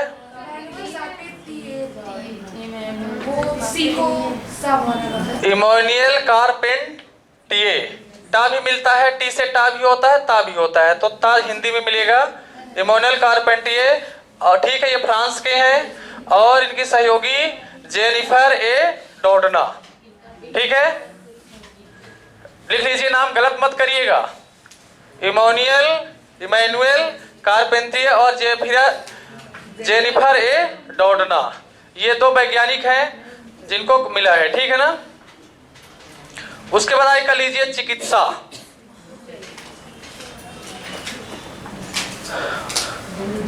ठीक है। हाँ, इन्होंने क्या काम किया है, किस क्षेत्र में काम किया है? जीनोम एडिटिंग है, ठीक है। हाँ तो हो गया, उसको ना लिखना हो तो ना लिखिए, या तो लिखना हो तो लिख लीजिए। जीनोम एडिटिंग, इनका सब्जेक्ट क्या था? जीनोम एडिटिंग, ठीक है। जीनोम एडिटिंग इनका कार्य क्षेत्र था, ठीक है। लिख लिए हैं सभी लोग? पीछे से दिखता है कि चमक रहा है बोर्ड? दिखता है, चलिए। किसका लिखा तो नाम? अच्छा, चिकित्सा अभी हम बोल रहे हैं, अभी करवा रहे हैं, ठीक है ना, अभी परेशान ना होइए। इसको कर लिए हैं आप लोग। उसके बाद कर लीजिए चिकित्सा। चिकित्सा के क्षेत्र का जो पुरस्कार है ठीक है, वो वायरस की खोज के लिए है हेपेटाइटिस सी वायरस जो होता है उसकी खोज के लिए दिया गया है। अमेरिकी वैज्ञानिक है, क्या नाम है, हार्वे जे अल्टर और चार्ल्स एम रईस, ठीक है, और ब्रिटेन की माइकल ह्यूटन। बहुत बढ़िया। 2 वैज्ञानिक अमेरिका से हैं और 1 वैज्ञानिक ब्रिटेन से हैं। तो ऐसा नोट कर लीजिए, चिकित्सा के क्षेत्र का नोबेल पुरस्कार हेपेटाइटिस सी वायरस की खोज के लिए, चिकित्सा के क्षेत्र का नोबेल पुरस्कार हेपेटाइटिस है ना,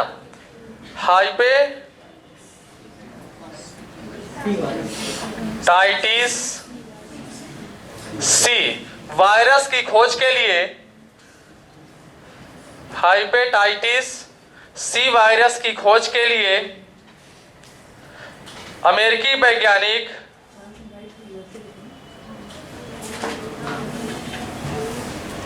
वैज्ञानिक हार्वे जे अल्टर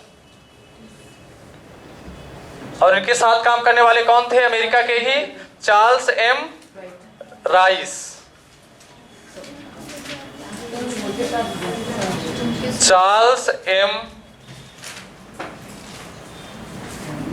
राइस, ठीक है। ये दोनों कहां से हैं, यूएसए से, अमेरिकी वैज्ञानिक है ये। और दूसरे वैज्ञानिक इनके सहयोगी कौन है, माइकल ह्यूटन, कहां से हैं, ब्रिटेन के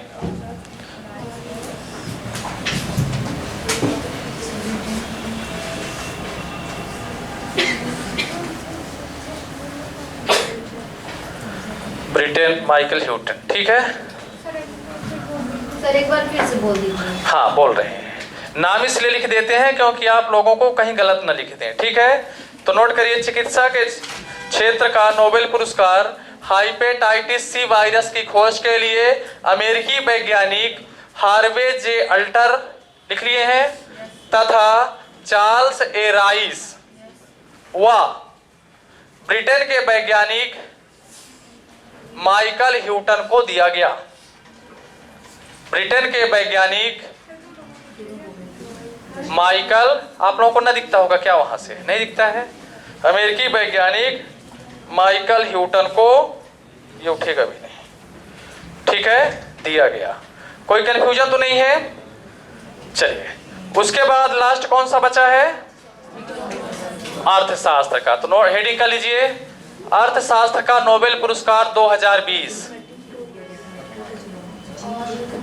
अर्थशास्त्र का नोबेल पुरस्कार 2020, ठीक है। अमेरिका के ही 2 वैज्ञानिक हैं, पॉल आर मिलग्राम और रॉबर्ट बी विल्सन। बहुत बढ़िया, नोट कर लीजिए, अमेरिकी अर्थशास्त्री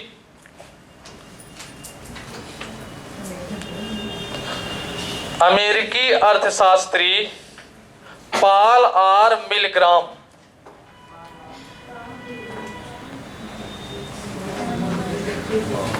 पॉल आर मिलग्राम, मिलीग्राम नहीं भाई, हाँ मिलग्राम, और Robert V Wilson, Robert V Wilson, दोनों अर्थशास्त्री कहां से हैं, अमेरिका से हैं, ठीक है। काहे के लिए दिया गया, ये किस क्षेत्र के लिए काम किया इन्होंने, किसके लिए दिया गया है? नहीं तो उसमें कोई सब्जेक्ट होगा ना, जैसे अर्थशास्त्र तो बहुत बड़ा विषय है, हालांकि सही बात, उतना डीपली नहीं जाना चाहिए।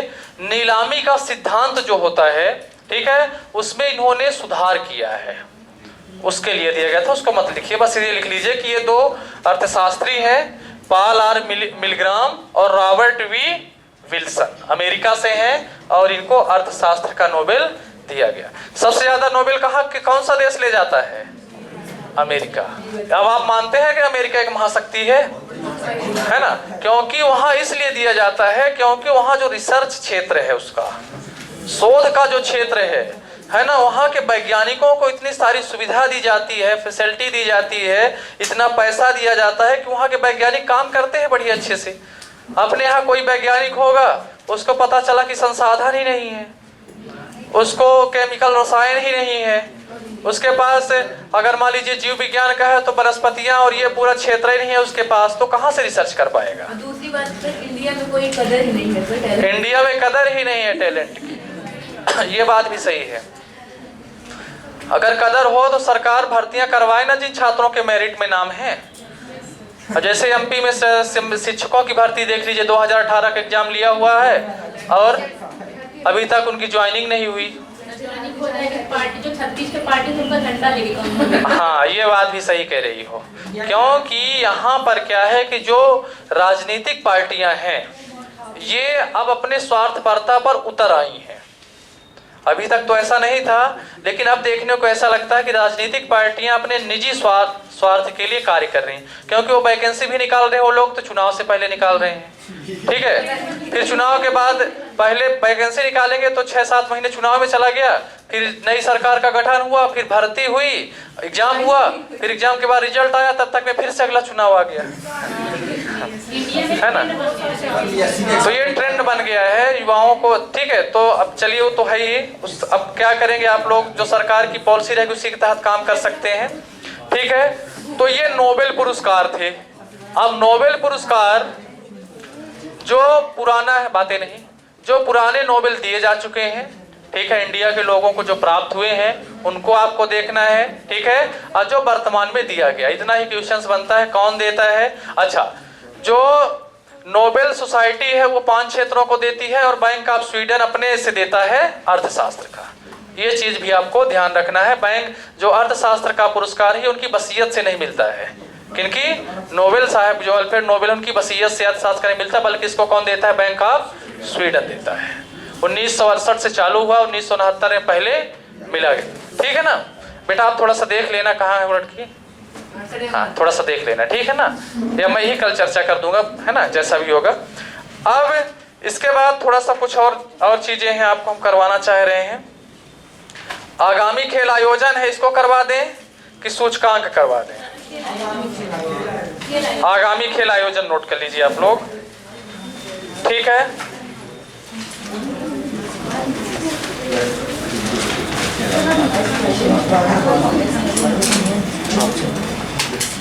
आगामी खेल आयोजन 32वां 33वां लिखवाने की जरूरत है कि हाँ लिखवा दे इसको, है ना। विश्व की सबसे बड़ी खेल प्रतिस्पर्धा कौन सी है, ओलंपिक है। किस दिन ओलंपिक, जैसे आज हमने इस पर चर्चा किया है, किस पर, नोबेल पर, इसी प्रकार किसी दिन हम ओलंपिक के बारे में पूरा आपको डिटेल से समझाएंगे, ठीक है ना, सारी चीजें। तो ओलंपिक गेम्स सबसे पहले कब हुआ, ओलंपिक खेल सबसे पहले पूरे विश्व में कहां आयोजित किए गए थे। इतिहास की बात आप बताओ। 776 BC। विश्व में सबसे पहले ओलंपिक खेल 776 BC, यानी BC मतलब बिफोर क्राइस्ट, ईसा मसीह के जन्म से 776 साल पहले ग्रीक राजधानी एथेंस में हुए थे। फिर बाद में वो खेल समाप्त हो गए थे। सोचिए, आज से लगभग 2600 साल पहले, यानी तब गौतम बुद्ध का भी जन्म नहीं हुआ था।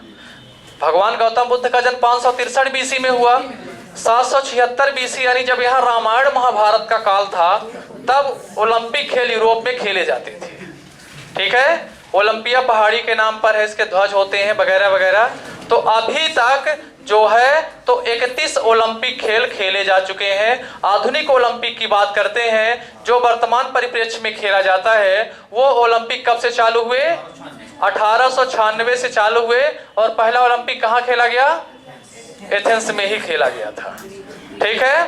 फिर उसके बाद लगातार अभी तक कितने ओलंपिक हुए हैं, 31 ओलंपिक गेम खेले जा चुके हैं। यानी जब से आधुनिक ओलंपिक स्टार्ट हुआ 1996 से, तो अभी तक 31 ओलंपिक गेम्स हो चुके हैं। बीच में जो प्रथम विश्व युद्ध, द्वितीय विश्व युद्ध थे, उसमें थोड़ी सी अनियमितता नहीं थी, लेकिन ओलंपिक जो भी बड़े खेल हैं, इनका आयोजन कितने वर्षों के अंतराल में होता है, प्रत्येक 4 वर्षों के अंतराल में होता है। तो अभी तक कुल कितने ओलंपिक गेम्स खेले जा चुके हैं, 31। 32वां ओलंपिक 2020 में खेला जाना था, लेकिन प्राकृतिक आपदा या महामारी के कारण जो है तो इसको बढ़ा दिया गया है। अब कब खेला जाएगा? 2021 में खेला जाएगा। ठीक है, ऐसे क्वेश्चंस आपके कंपटीशन में रखता है। पीएससी में भी आगामी खेल आयोजन एक पूछा था, 2028 का पूछ लिया था उसने, न्यूयॉर्क में जो होगा, है ना? हाँ, लॉस एंजल्स में, सॉरी, अमेरिका के लॉस एंजल्स में जो 2028 का होगा उसको उसने पूछ रखा था। VMPPSC जो हुई है पिछले साल 12 जनवरी को पेपर था। तो आगामी खेल आयोजन बहुत इंपॉर्टेंट है, तो नोट कर लीजिए। 32वें ग्रीष्मकालीन ओलंपिक खेल, 32वें ग्रीष्मकालीन ओलंपिक खेल 2021 टोक्यो जापान, 2021 टोक्यो जापान। जगह चेंज नहीं हुई है, समय चेंज हुआ है, परेशान ना होना, ठीक है? जगह वही है। हाँ, 2021 टोक्यो जापान। टोक्यो जापान की क्या है? राजधानी है। और एक और बात आपको हम बता दें, विश्व का सबसे बड़ा मेगापोलिस शहर, सिटी, विश्व का सबसे बड़ा महानगर टोक्यो है। जापान की राजधानी विश्व का सबसे बड़ा क्या? हाँ बोलो। हाँ, जापान देश 4 बड़े द्वीपों पर बसा है, होन्शु, होकाइडो, किसु, शिकोकु। ठीक है, जैसे इंडिया एक बहुत बड़ा देश है, ऐसे जापान एक स्थल अवरुद्ध देश नहीं है चारों तरफ से, वो छोटे छोटे द्वीपों पर बसा है और उसके 4 बड़े द्वीप हैं, होन्शु, होकाइडो, किसु, शिकोकु। ठीक है, और एशिया की ये कह सकते हैं कि एक विकसित देश है एशिया महाद्वीप का। ठीक है, क्लियर हो गया कॉन्सेप्ट? चलिए उसके बाद कर लीजिए 33वें ग्रीष्मकालीन ओलंपिक खेल, 33वें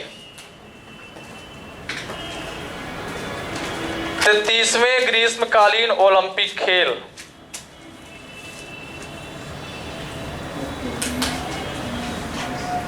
ठीक है, कहां होगा ये? पेरिस। नोट कर लीजिए, पेरिस, फ्रांस। फ्रांस की कैपिटल है पेरिस। किस नदी के तट पर है? सीन नदी। बहुत बढ़िया। ठीक है, 33वें ग्रीष्मकालीन ओलंपिक खेल 2024, पेरिस, फ्रांस। पेरिस फ्रांस की क्या है? राजधानी है। ठीक है, और किस नदी के तट पर शहर बसा हुआ है? सीन नदी के तट पर बसा हुआ है और बहुत ही खूबसूरत शहर है। हाँ, ठीक है, चलिए उसके बाद आगे चलते हैं अपन। हाँ, ठीक है, 19वीं एथलेटिक्स चैंपियनशिप या 19वीं एथलेटिक्स चैंपियनशिप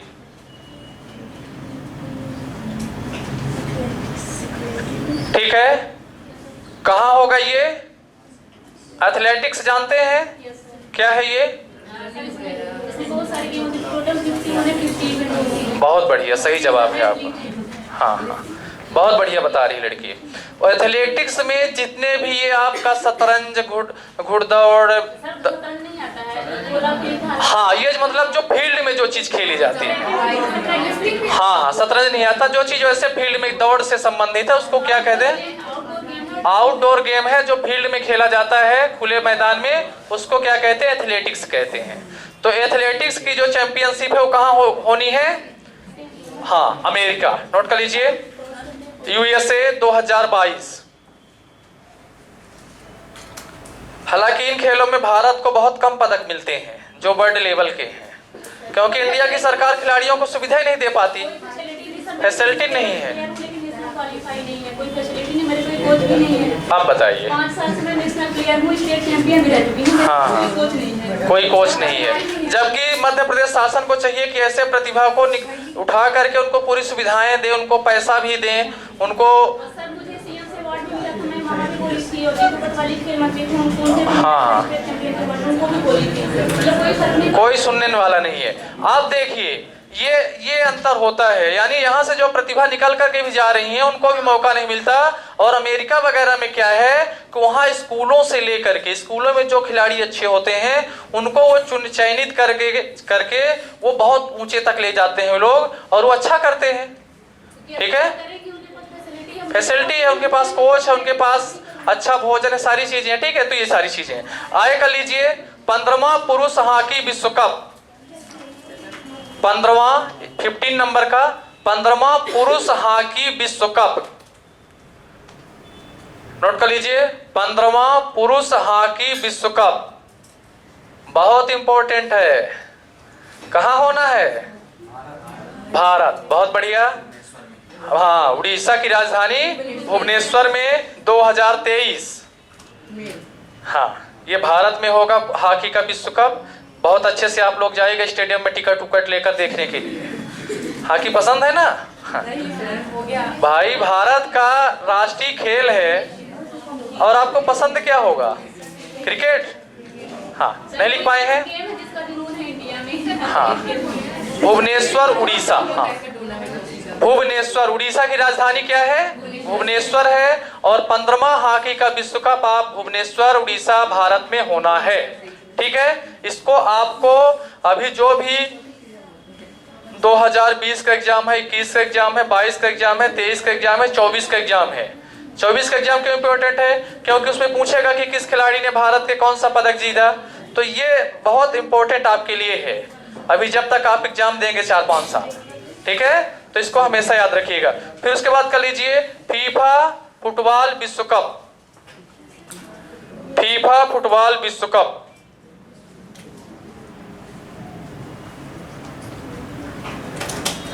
फीफा फुटबॉल विश्व कप 2021 में कहाँ होना है? भारत के उत्तर में, भारत का पड़ोसी देश।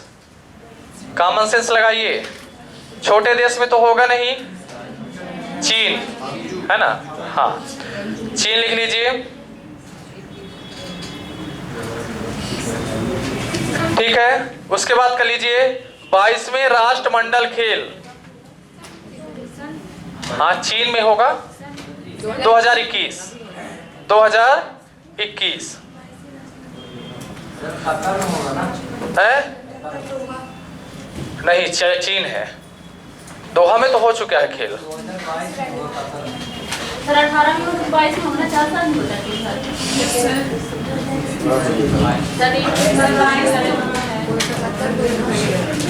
क्या बता रहे हो? दोहा। चलिए इसको फिर अभी थोड़ा डैश कर दीजिए, फिर अभी बताते हैं कुछ देर से। अगला कर लीजिए राष्ट्रमंडल। इसको थोड़ा रोक दीजिए, उसे है ना, उसको डाटा को थोड़ा सा रुकिएगा, भी हम क्लियर कर लेते हैं, थोड़ा सा याद भी कर लेते हैं। अच्छा, राष्ट्रमंडल, राष्ट्रमंडल आप लोग जानते हैं? Commonwealth games. कौन बताएगा राष्ट्रमंडल के बारे में? हाँ, बताओ। कॉमनवेल्थ से मतलब एक संगठन भी है। हाँ, तो हाँ। मतलब उन देशों का खेल ग्रुप है जो ब्रिटिश सरकार के गुलाम रह चुकी है। हाँ, बिल्कुल, बहुत बढ़िया। पहला कहाँ हुआ था कॉमनवेल्थ? कनाडा के हैमिल्टन सिटी। कनाडा के हैमिल्टन सिटी। कब हुआ था? 1930 में। 1931। 1930। हाँ, 1930 में पहला राष्ट्रमंडल खेल हुआ था। आपको हम समझदारी के लिए बता दें कि जो राष्ट्रमंडल के खेल हैं ये वो देश मिलकर खेलते हैं जहां पर कभी ब्रिटेन का औपनिवेश हुआ करता था। औपनिवेश यानी वो देश जो कभी इंग्लैंड के गुलाम थे, उन देशों का ये पूरा एक संगठन है, कॉमनवेल्थ संगठन, और उन्हीं संगठन के द्वारा कॉमनवेल्थ गेम्स का आयोजन होता है। तो नोट कर लीजिए। हाँ, 22वें राष्ट्रमंडल खेल, 22वें राष्ट्रमंडल खेल बर्किंघम, या है ना, बर्किंघम ब्रिटेन, बर्किंघम ब्रिटेन।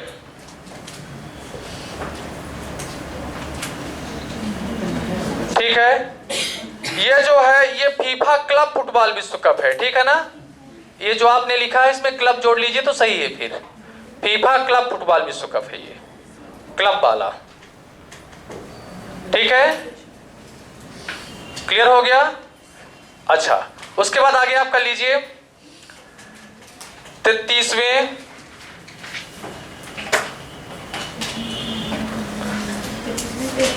तो हो गया, 34वें कर लीजिए, क्योंकि 32वां आपका टोक्यो में हुआ, 33वां कहाँ हुआ, पेरिस में, और 34वां कर लीजिए 34वें ग्रीष्मकालीन ओलंपिक खेल।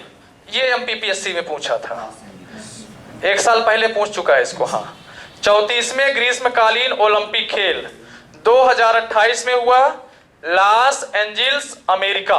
अमेरिका का बहुत बड़ा शहर है, वहां की फिल्म सिटी भी है, Los Angeles, Los Angeles America.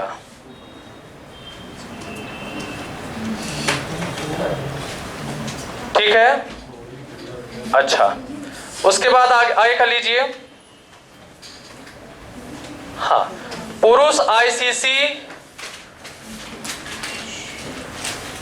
2020 world cup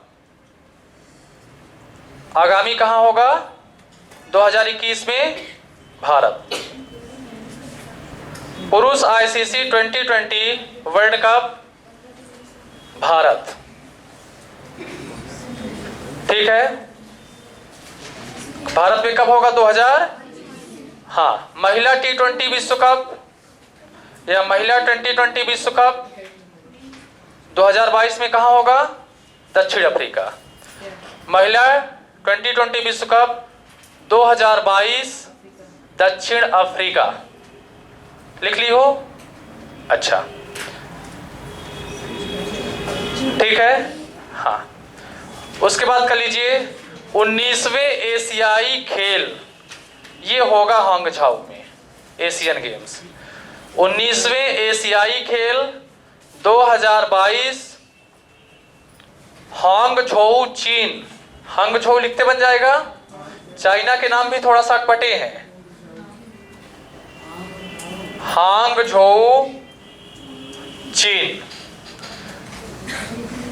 ठीक है, कौन बताएगा एशियन गेम्स के बारे में?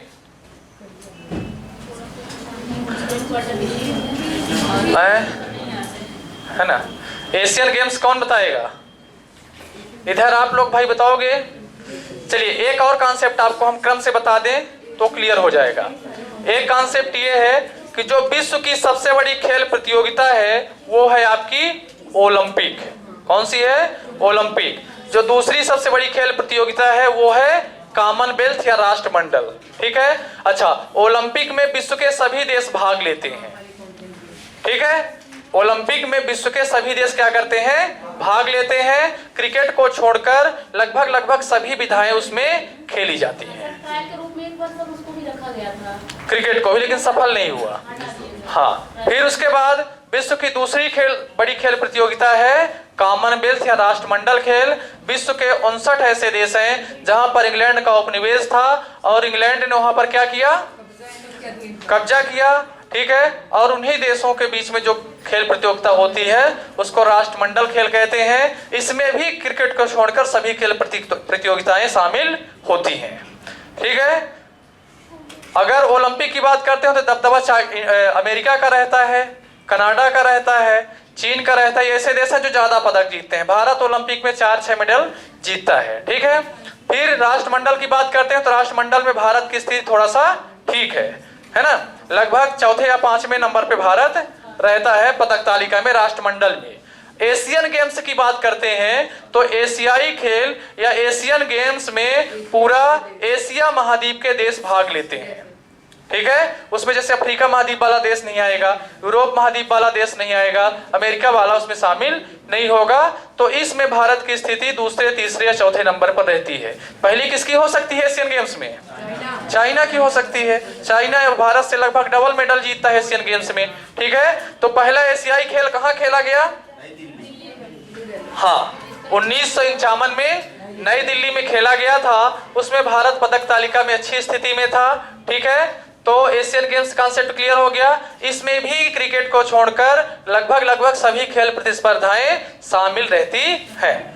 तो ये विश्व की बड़ी खेल प्रतिस्पर्धाएं हैं। ओलंपिक हो गया, ओलंपिक के बाद राष्ट्रमंडल हो गया और राष्ट्रमंडल के बाद एशियन गेम्स हो गया। तो एशियन गेम्स कहाँ होने हैं? क्या लिखा आपने अभी?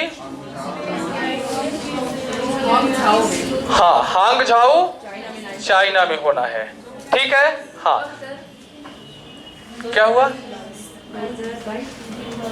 नहीं पढ़ना है क्या अब? क्यों नहीं समझ में आ रही है क्लास अब? आ रही है ना? क्योंकि हम बहुत जल्दी भी तो नहीं पढ़ा रहे हैं, चीज़ों को समझा के आराम आराम से। क्योंकि मुझे पता है कि अगर हमने बहुत जल्दी जल्दी चीज़ें नोट करवा दी या समझाया नहीं या बता दिया तो फिर आपको समझ में चीज़ें नहीं आएंगी। ठीक है।